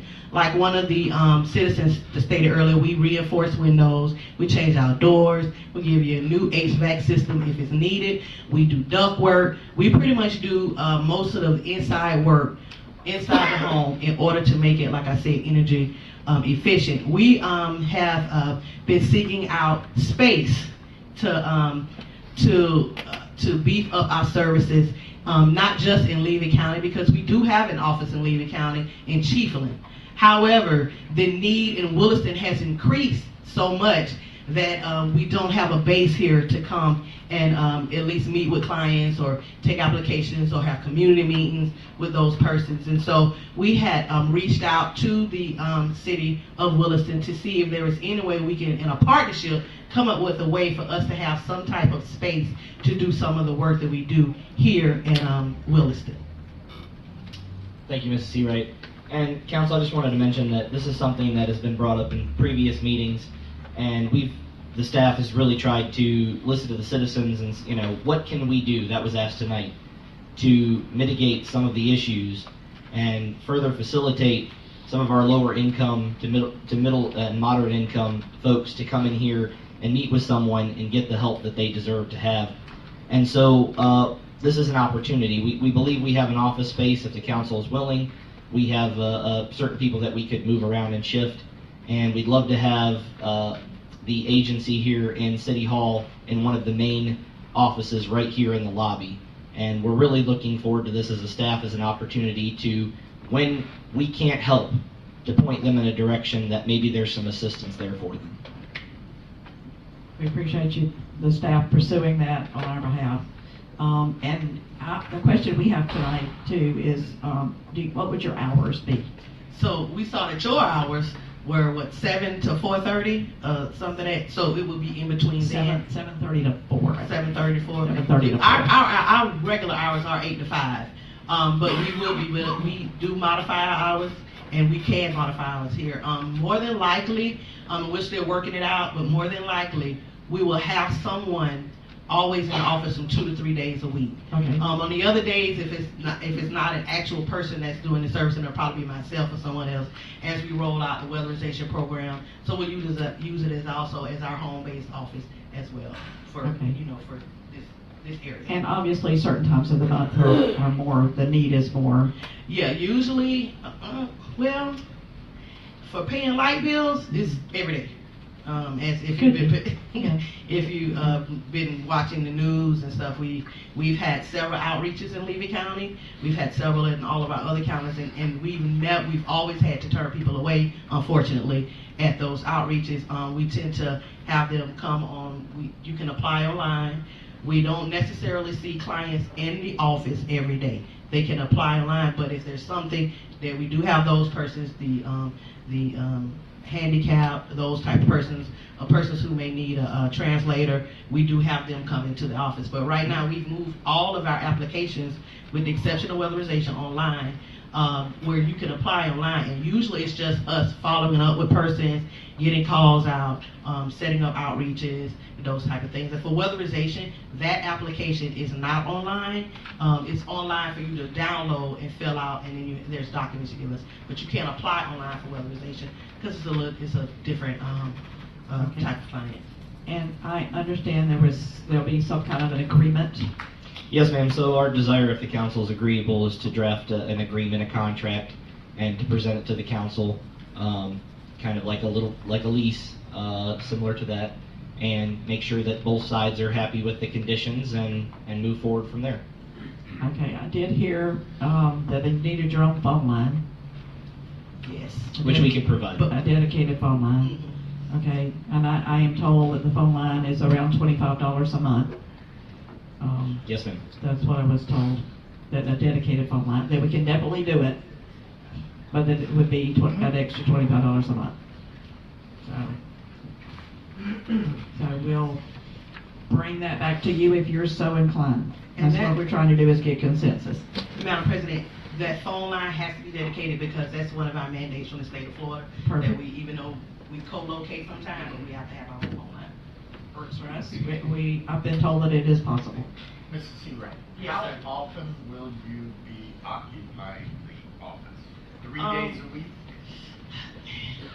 I want to say most than likely at the least 3 days a week. At the least, yes, sir. There will Because be we plan to have a somebody in the dedicated. Oh yeah, it's gonna be a dedicated staff person. But just probably for 3 days a week, just kind of see how it goes. They'll be between Chiefland and here. That personnel. If we need another staff person, we'll look to hire someone. But we just want to see. I will be here most of the times. I'll probably be the point of I will be the point of contact for the city of Williston. I'll be here. We have plans here. We have a couple of things coming up. I don't know if you've seen it out yet, but we do. We've received extra money. One of the things we're proud of is we do get the money spent. We do get it out the door to the clients.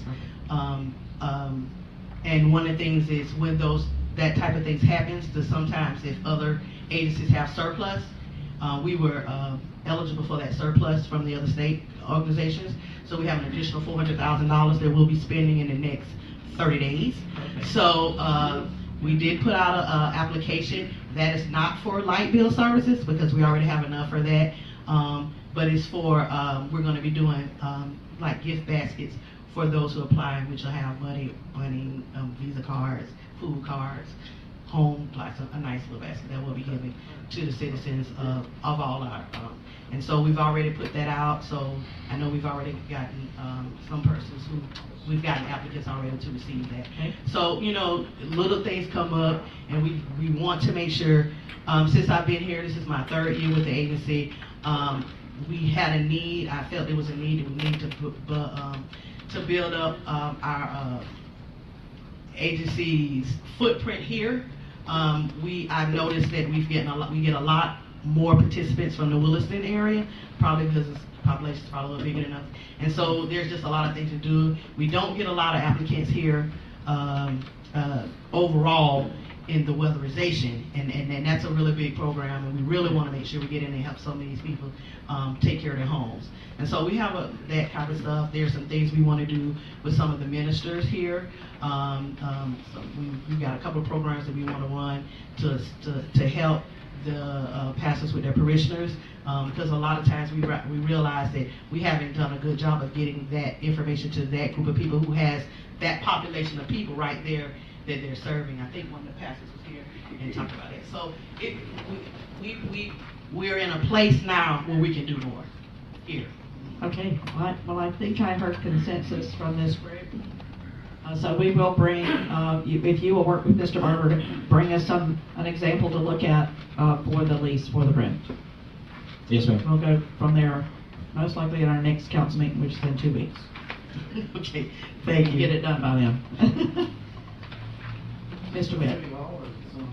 It is in City Hall. It's right off the foyer, so that they can just access it right through the front door.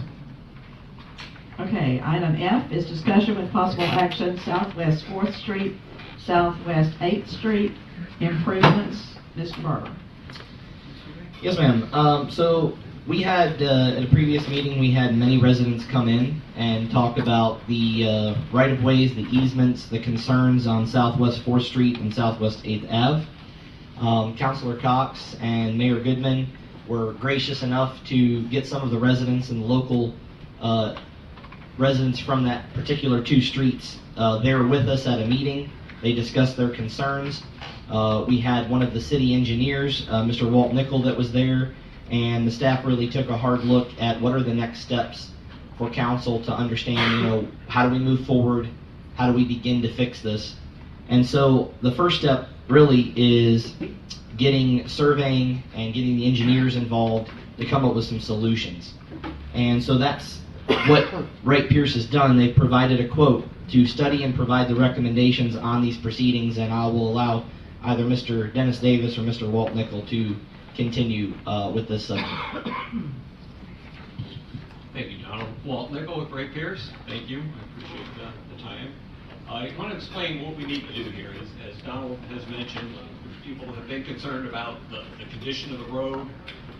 Some of the issues big issues are the right-of-way, the amount of property we do have to improve the road. It's a constricted area. There's some areas of questionable ownership and right-of-way with. There are easements and not necessarily dedicated right-of-way. So to do this and to do this work properly, we are looking at surveying, getting a right-of-way survey of Southwest 4th and Southwest 8th Avenues, which includes 19 abutting properties. So we need boundary surveys of these 19 properties and to determine what that right-of-way truly is. Is this the backside of Woodfield subdivision? No, ma'am, it's going to be Where the is it? north side of the Arbors is Southwest 8th. You get from Southwest 7th before the bulk plant. You get there through 3rd Terrace. Okay. You can also, well, it dead ends there. 3rd Street, and then of course Southwest 4th. They call it Munden Road. So it's the other side of the street. Correct. Up north is the other side of South End. Yes, ma'am.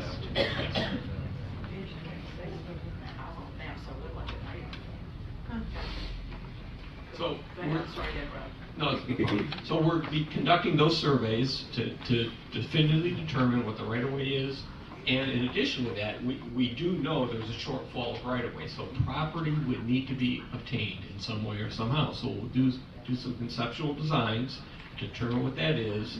We can then determine how they will impact each of those 19 properties, because the property has to come from somewhere, the abutting property. So we'll locate, the fronts of the homes, we'll do the boundary surveys for the 19 parcels, determine what the right-of-way is, come up with a conceptual design where the road would fit, how it would be aligned, the impacts it'll have to those properties, how much of a front yard will remain. So those are the things that we're going to look at. We have stormwater issues with this, so now we are going to a paved roadway.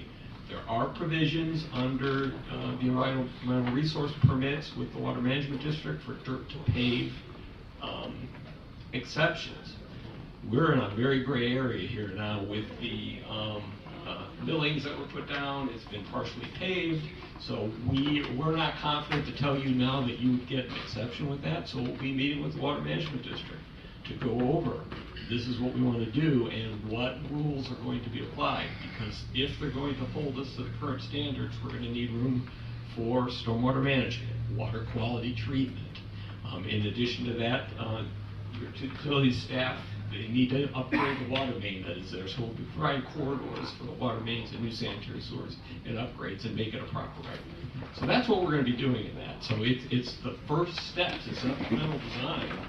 It's the first steps to tell you these are the impacts if you go forward with improving this roadway. What will happen? What will be the impacts? It's preliminary design, we'll know what we need to do, but it's going to give you, it's what we call the first phase of this, really, to give you an answer as to what is needed to solve this problem. I see that this is just for phase 1, right? Yes. And phase 1 looks like it's $27,400.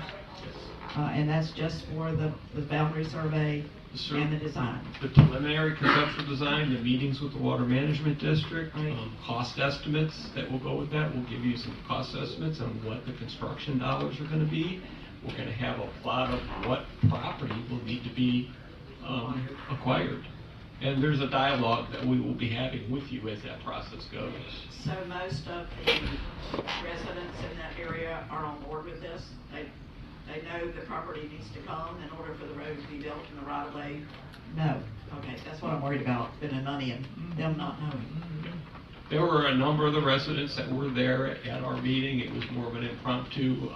I thought I was just meeting your staff and one councilman, but then the mayor was there. 4 or 5 of the residents from the homes were there. It wasn't an official meeting that we called and notified them at all. It just kind of evolved into that. There were concerns about, giving up property. Is that what they want? I mean, they don't like the condition of the road. They don't like the dirt, the dust, the inconvenience that it is, but they're not necessarily on board with what the impacts are. We'll be prepared to tell you what those impacts are going to be. So there will be impacts. There's no doubt about it. Mr. Barber, if you would, tell them about the water lines that run to the residents. So that's one of the concerns. There's not a lot of updating that we can do on infrastructure because we don't have proper easements, proper right-of-way. We have a 2-inch water line that services the entire yellow area that you're seeing. There's a further resident past where it is on 4th Street north to south, and if you go past before you turn onto the 8th there, he's all the way down at the end. He's off of a water meter that's put in someone else's property, and it's on a 3/4 line, and it is broken many, many times.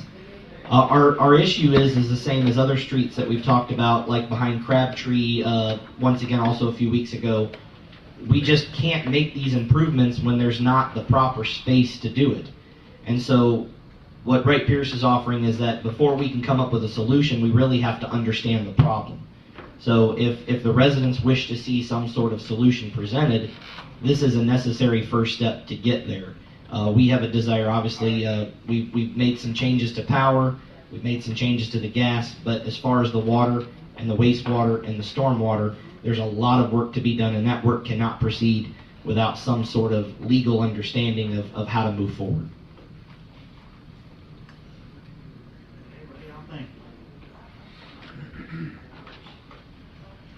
Well, I think they're entitled to it. I mean, they pay taxes. The residents. Do they want it? You know. I mean, I think they'd all have to agree. Right. There's one property that is a concern. That if they were to put a fence there, but we were assured they could not. We're only talking about a 15-foot opening for a fire truck or somebody to be able to turn, and they cannot turn that from that road. So we got to look at the thing, and just like the other one by Crabtree's, I went down there. Yeah. How that was even allowed to be put, those houses to be put in. It's like an alleyway. Yeah. My concern is to spend $27,400 when we don't even know if they will give up the property to let us properly build a road. Yeah, I mean, what happens if one person says, no, I'm not doing that? If it's in a strategic spot, it could kill the project, it could kill it moving forward, it could put more of a property take burden onto somebody else. If it's on one side of the street, do we need to shift more to the other side of the street? I mean, there's a lot of different options depending on where it's at. It could be a critical piece that could kill the whole thing. Mr. So it's Mayor. a possibility. You have the floor. Yes, just some comments. Please. You're absolutely correct that these people have not said they would give up their property for this, but the reality is, until these people do this scope of work, you don't have any blackboard to work from. These people may not give up their property. It may be people on the other side who will be willing. There are options, but you just can't go at it blindfolded. I realize that. And so I'm just suggesting to you, these people have a problem. I don't think anybody will question that there is a problem. And I understand the hesitance in this time when our citizens are not all that pleased about our spending habits. I would ask the question anyway. But this problem has been going on for a long time. And these people at least deserve, this is phase one. If this thing goes further, it's going to be a lot more. I know. And it might be something that we might be able to get grants for, but we all know in the area getting grants, you got to get to the beginning before you even hope to apply for a grant. So I ask the council to consider all that.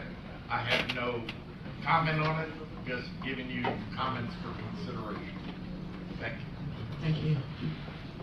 Mr. Barber, how far back does the sewer line go? I know that there's a main there because I run over I believe the sewer is just out on Southwest 7th Ave. I believe no one on 4th Street, Southwest 4th Street, or 8th Ave have any access to sewer. Okay. Typically, that would conventionally go in the middle of the road. And obviously, with a lack of a road to be had, it's pretty difficult to put that in. And we've gotten away from trying to put in grinder pumps and that sort of thing. That's not a long-term solution. I believe some of the residents are here, and I know that Dennis Davis also may have something to add as well.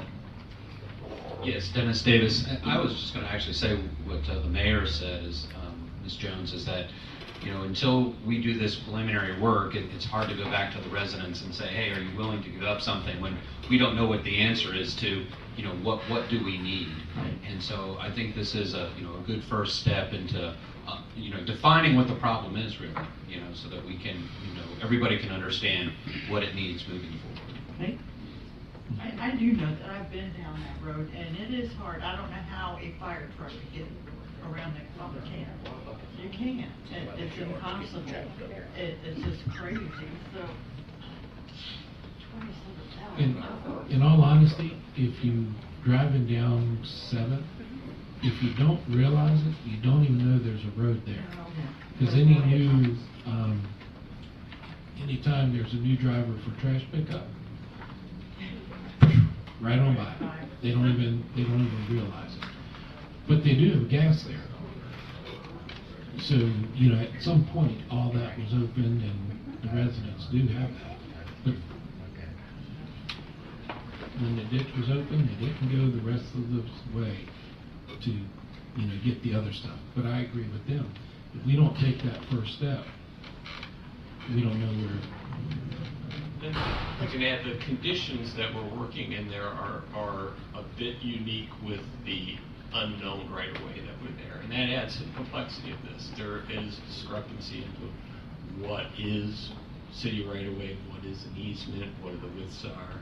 It changes widths on the tax maps if you look multiple times without dimensions. It's a bit of a convoluted property issue there. That is going to be one of the drivers as to what we can or can't do, and that's what complicates this a bit. Is this the area where one of the neighbors put up a fence? Yes. There was an attempt to put up a fence that would have blocked emergency vehicles, would have blocked the line truck and whatnot. We've had a conversation with the resident. They understand that they can't do that. The city would take action if we needed to prevent, things from happening. So other agencies have been contacted about it, but it is a big conundrum of knowing how to move forward. And this is the way that we understand is the best way to move forward. But it's obviously up to council what you all decide to do. Okay, so is it this year's budget, and where's the money coming from? Yeah. Well, we haven't had a discussion with Stephen yet. Obviously, there is capital usually worked into every budget. We can come back. That's why it's a discussion. We can come back with some financial options. We can come back with something more definitive if you wish. But we wanted to, at least for the residents' sake, get this as a topic on the agenda and say, we want to move forward if there's something that we can do for them. So the residents that are here are in favor. Is that a correct statement? You'd have to ask them. I don't know who they are. Who are they? Oh, any resident. So you are, of course. Okay. So, ready to take your microphone? Yes, please. You can state your name for the record. We obviously know where you live. Melissa Martin. So, I think the whole neighborhood really wants a solution of some sort, but I think what people are wanting depends on what street you live on. 4th Street, they want it paved. 8th Avenue, not necessarily. We just want a right of way for emergency vehicles to reach us. That's what we want. We don't need it paved. We don't need anything but a right of way. Okay. So you want the road established? Yes. And the right-of-way established? Yes, I'm on 8th Avenue. Right. So 4th Street are the residents that want paved. Yep. Okay. And it's a different situation. All right, that's good to know too. But you're right, it all starts with that survey. And to know what we got, what mess we have, who owns what. Okay, I think it's all based on where the money's coming from. What, with Stephen and Donald coming? And right here it says to be decided. So that's why I'm asking the question. Tonight was more present the problem and we'll work on a solution. Yeah. If the council desires. I'd like to hear a solution. Yeah. Well, we don't know a solution until they do this. Until you, yeah. Unfortunately, we have to know what's what before we know. That's, I'd like to hear what Stephen and Donald think. okay, so can you bring that back to us? Yes, ma'am. And Sounds- we will also work with the new interim city manager. That would be wonderful. That'll be his first project. Oh, yeah. We're already working on it. Oh, he's ready. He is ready. As good as it comes. Yes, he is. Okay, I think, everybody else feel the same way? So if I know where the money's coming from, whether it's this, this time it's almost too quick to do it before October 1st. So we're talking pretty much about next year's budget. Yes, ma'am. So just let us know whenever you get a chance. Yes, So, ma'am. you can be creative. Anything else, Mr. Nickel? No? No, any other All questions? right. I don't think so. Thank you. Thank you very much. All right, we'll then move to the development, discussion with possible action, development of ordinance for golf carts and religious use on city streets. Man, that threw me till I had to go read the thing. And you're still gonna have to explain it to me. Sure. So there's been a desire by a lot of residents. Some of the councilors have been working on it, and of course, the Williston Police Department's been very helpful in this, driving around and trying to get an idea of how would we implement this. One of the challenges, obviously, looking at ordinances and codes and signage and safety studies and all these types of things. We talked about phasing this in as a process. Obviously, maybe keeping carts temporarily for a short while to see how it works in their own region. For example, if you're in the Northwest, you wouldn't cross 27 or Main. If you're in the Northeast, same thing, 27 or Main. But eventually moving out to where we work with FDOT to create safe passageways through certain intersections or certain areas on 27, 41, and others to transverse to different parts of town. So the reason why the religious aspect is because FDOT, when this was first addressed, said that they weren't really very interested in helping us get golf carts to where people could save gas and get around town to do shopping and other things through their golf cart. So we very kindly asked them if they had a different idea if it came to religious travel, such as our Amish and Mennonite population, as great as they be. And of course, at that point, because of the wonderful laws that we have in our country, they all of a sudden had a little bit more interest in being helpful on that part. So, for the sake up with some Amish and of our Amish and Mennonite populations here in the city of Williston, we want to make sure not only our golf carts, but they could religion, right? safely transverse across our major roadways and arteries. So this is just basically a first step, and Wright Pierce can talk more about this, but there's a lot of work that has to go into this. As I said, signage, safety, traffic studies. There has to be a whole caveat of ordinances set up that police would administer as to inspection processes and all these wonderful things to allow people to kind of move forward with this. And if Mr. Nickel or Mr. Davis would like to talk about this, they may. Thank you, Mr. Barber. Dennis Davis with Wright Pierce. And so, for this scope of work, what we're looking at doing is really digging in and understanding, first off, the required codes that need to be in place. We want to make sure that the city is protected, that our police officers understand what's required of these vehicles as they're being driven along our roads. So there's some code research that needs to happen into this initially. We also obviously need to coordinate. You're talking about crossing county roads, need to coordinate with the county, as well as DOT roads, and coordinate with them to make sure that we're addressing any needs of those entities. The other thing that we're going to do as part of this scope is review the city streets. It's really important that we understand, if we're going to allow golf carts out on the streets, are the city streets safe? Obviously, people can sue you for anything, but we want to make sure that we're giving people a safe path to drive on. Just for example, if we had a road that had a really steep drop off that, if a golf cart accidentally went off where that would cause an issue, we want to make sure that we understand that up front.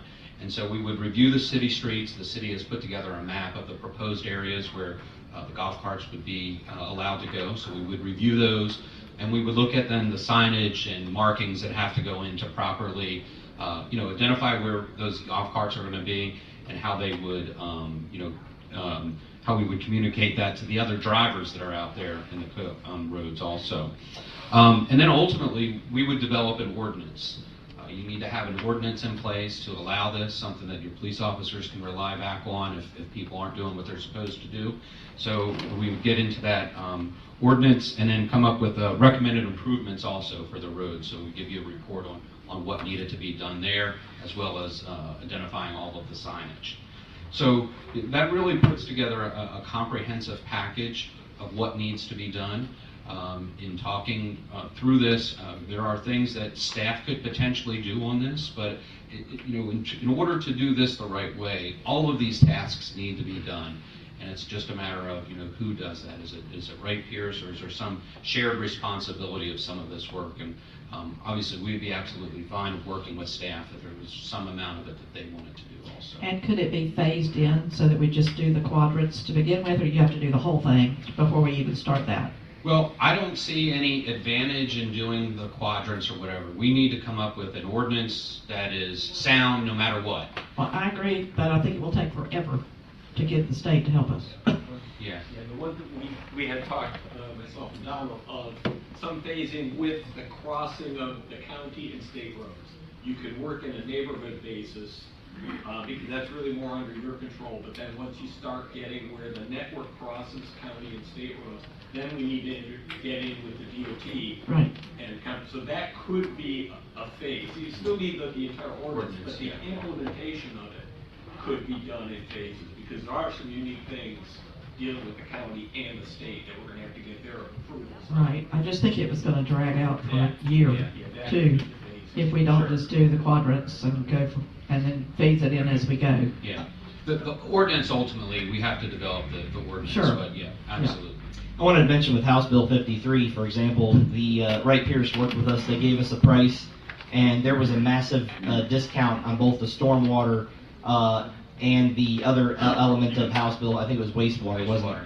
And it was because they sat down with staff, and any task that staff could do, we saved thousands and thousands of dollars. So, as they mentioned, that's not something they just put out there tongue-in-cheek. Staff, through police department and public works, and anybody else who's able to participate, I think we can do some of our own work on this, but this is kind of an overall viewpoint. Yeah, on those two projects that Donald mentioned, I mean, we spent half of the money that was allotted. And again, it was because Walt was able to get out here with the staff and really work through all of the details and get it done very efficiently. They were a great help. We also, if you notice on the funding, this was already put in as the ARPA, and this was already presented as part of the budget packet that you had as one of the projects that was already designated for ARPA funding. So when Stephen did his calculation and reported you at the last budget hearing kind of what was left in that pot, this was already excluded if you decided to move forward with it. I don't know who chose to put it in the ARPA pot. It's an infrastructure improvement. I know it is. But I don't think we made that decision, is what I'm No, saying. no. It was a suggestion by the finance I director. mean, I want it as much as anybody. I've been trying to get it done for the last 5-6 years. I have a problem with, well, for one thing, the quadrant thing. You don't think that somebody in a golf cart's gonna go across the street? You've got these motorized wheelchair people going across 27. They're allowed to. The god-awful light there excuse me, that light there, they're going across. I've read, I'm in insurance, I've read claims on golf carts, accidents, and I just have a problem with the whole thing. I need to be sold better on that, because you just know that they're gonna go across, and if you just have people in one area, you know that they're gonna go over to barbecues, thinking that one of our police officers not gonna see them, but Well, I mean, I see people jaywalk all the time, cross where they're not supposed to cross. That's just as big a liability too, I would say. Bicyclists, skateboarders, I mean, people just go across the road. I know, Yes, Sylvia wants to make a comment. I would prevent it. Sorry to make you get up, Sylvia. We could have just, I guess we should have just passed you a microphone. I should have passed you a mic. That would have been easy. Our mic, I forget our mics are portable now. Way down. Yeah, way low. My name is Sylvia Shank, and I'm resident of the Williston Crossings RV Resort. I'm also disabled. I have multiple sclerosis. Most of the time I'm in some sort of wheelchairs, something to get me around. I'm trying to do the best I can, and I think your proposal, sir, and your proposal are in tune with what we need. And I'm sorry, ma'am, I'm not saying nothing. Please sell me on the idea. But it's just really difficult. We have an entity here that creates a lot of money for our city, and that's the Williston Crossings RV Resort. On a winter, which our season is going to start now, we have an excess of 600 sites within the park, and the money that comes in, not only to the park, but to our city, is phenomenal. And I think by allowing, if Chiefland can do it, why can't we do it here? If we can prescribe a specific entrance, exit, whatever you want to call it, a way of coming into the city from the park that's not a main street, because I understood, I was doing this 5-6 years ago with the commission, that we weren't allowed to cross with a golf cart on state or county street. Even the city street. Right. But if we followed through the south gate of the park, which is on northeast 4th Street, and come behind Hitchcock's, and then come behind Drummond Bank, which is southeast 1st Street, that's a secondary street. If we could mark it down like with a bike lane, a car lane, that would be a designated roadway that they would be able to follow, and have a license maybe for the city to make a little bit of money on the side also, and regulations. There you go.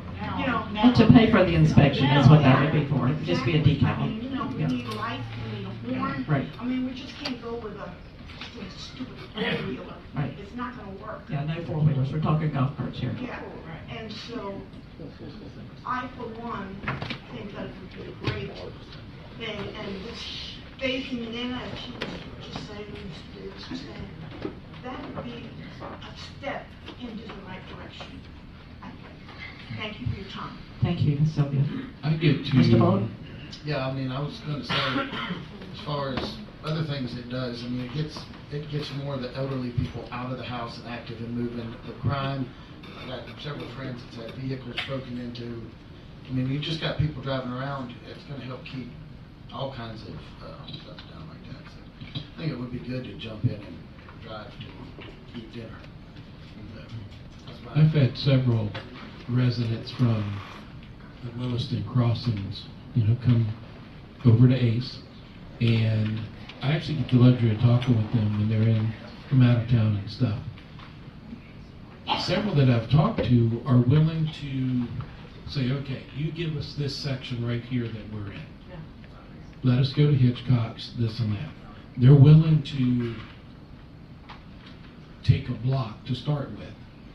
And she said, if we don't follow rules, some of them said, if we don't follow rules, then the deal's off. That's the way this started, and now it's the whole city and crossing the highways.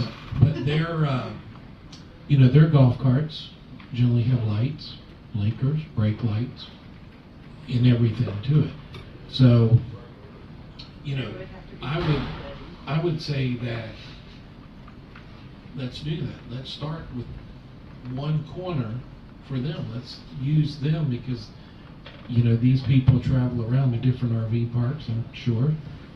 And other cities probably have the same thing. I know if you go to top of the hill communities to cross over 80th Street or 60th, you have to go as if you're going through a crosswalk with the golf cart. And their sidewalks are wider in that area. And they can go to Publix. They have golf cart parking right there. And it's funny when you see one of the smart cars pulled right into with them. But maybe we need to talk to them. They've got it figured out. But I think if we start in a quadrant, see if everybody's following the rules, then we can start looking to expand. And originally, I think that's the way we were approached. I would say start in all quadrants. If you keep all the quadrants separate, then there's no reason to say this one's allowed. There you go. Exactly. I agree. There you go. We I agree. can fight crossing the major roads. I agree with that. Barbara. You can't see the quadrant thing because they're gonna break the rules. They're going to anyway, but to start with, you can do it until we get the DOT involved, like we're talking about. Where the red light is at Drummond's Bank is a good spot where somebody should be able to drive straight across using the red light. They will not be able to turn and go down, the main road, but they could at least go across right there. So that's an easy place to connect what we would call the south quadrant with that northeast quadrant. Right. It'd be hard to get the northwest quadrant figured out, safely to cross. But if we're going to put a crossing in right here out of this parking lot for people to be able to come and cross, why not, while we have the DOT involved, to go ahead and do it and just drive a golf cart across as well? And our Amish amenity population. Absolutely. Exactly. Gotta keep the religion aspect. If that helps, that's what we'll be recruiting. I would like to point out that in my days of being a criminal, I used to use my golf cart with my little cart and drive around the city to pick up paper and trash on the side of the road because I could not walk that far.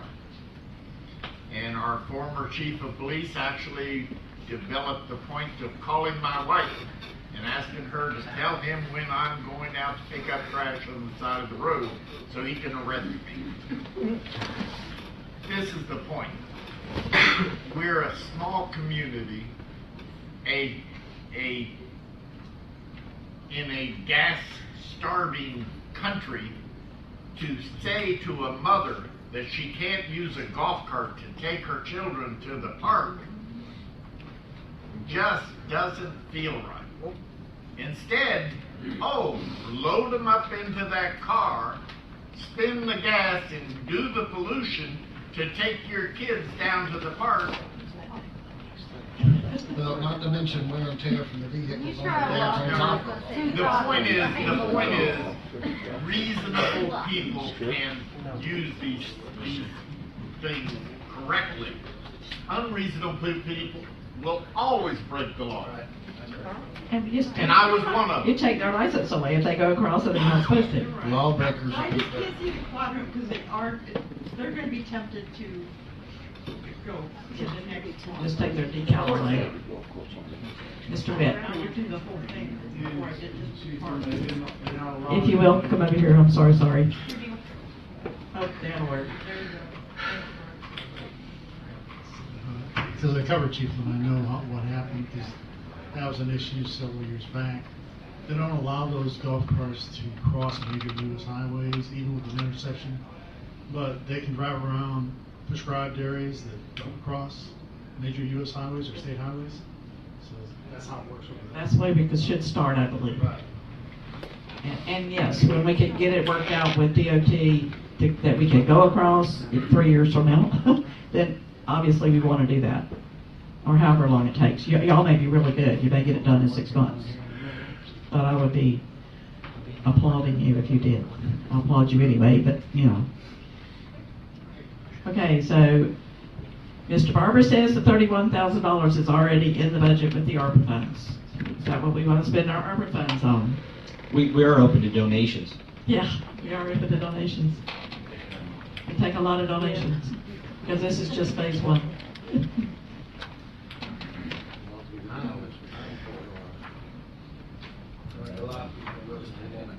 Yeah.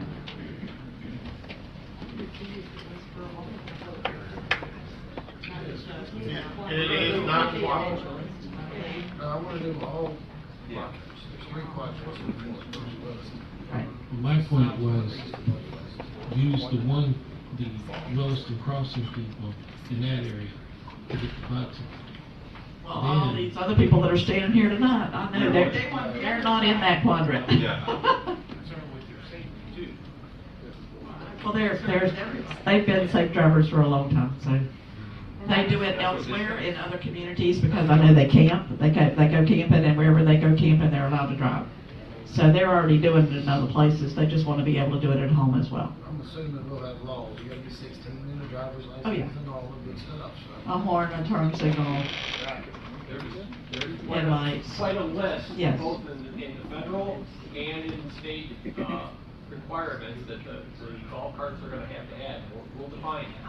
There are a lot. It's just not anything is available out there. There are going to be minimum requirements that these golf carts must have to be safe and legal. And we will define those. Okay, so are we executing the contract? Do we need to vote on this? We do, if we're going to I make execute a the contract. motion that we move forward with the ordinance of golf carts.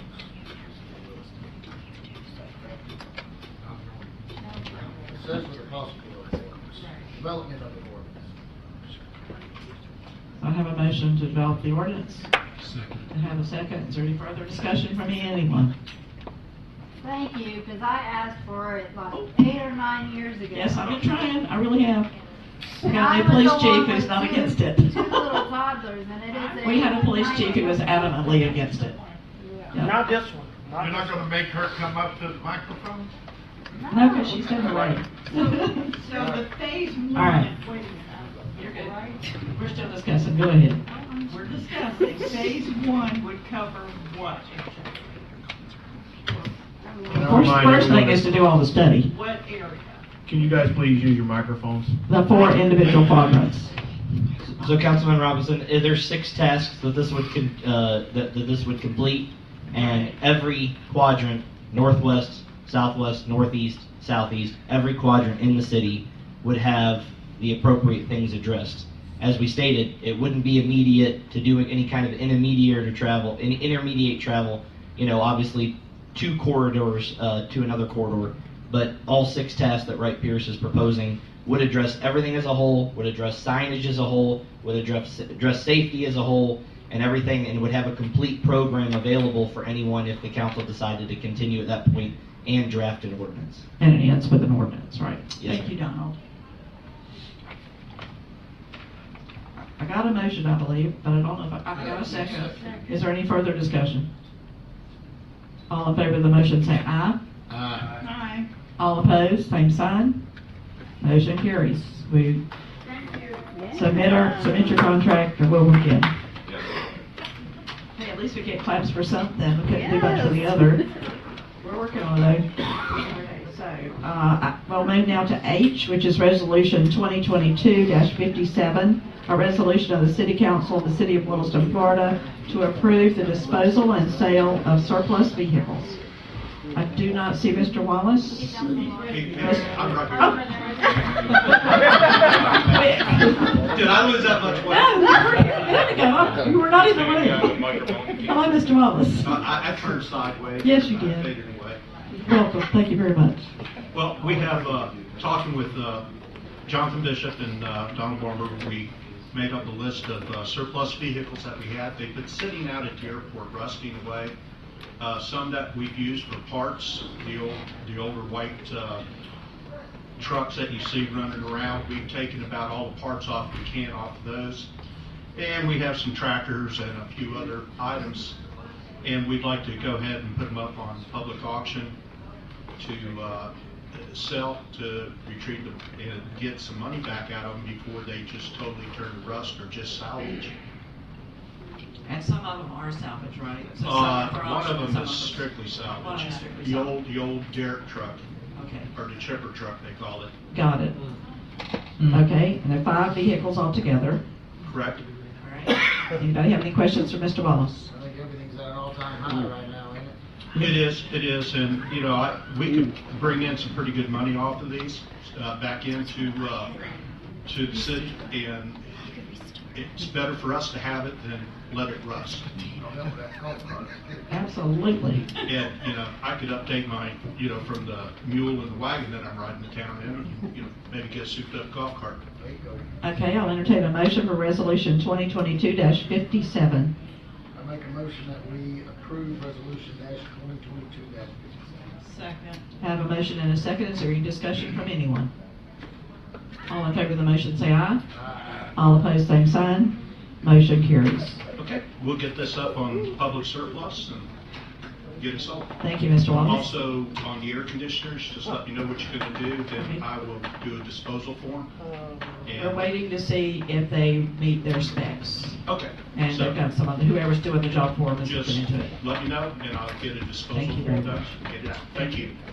All right, I hate to do this, but I'd like to take a 10-minute recess, just so that we can use the facilities, and you're welcome to join us if you need to. We'll be back in 10 minutes.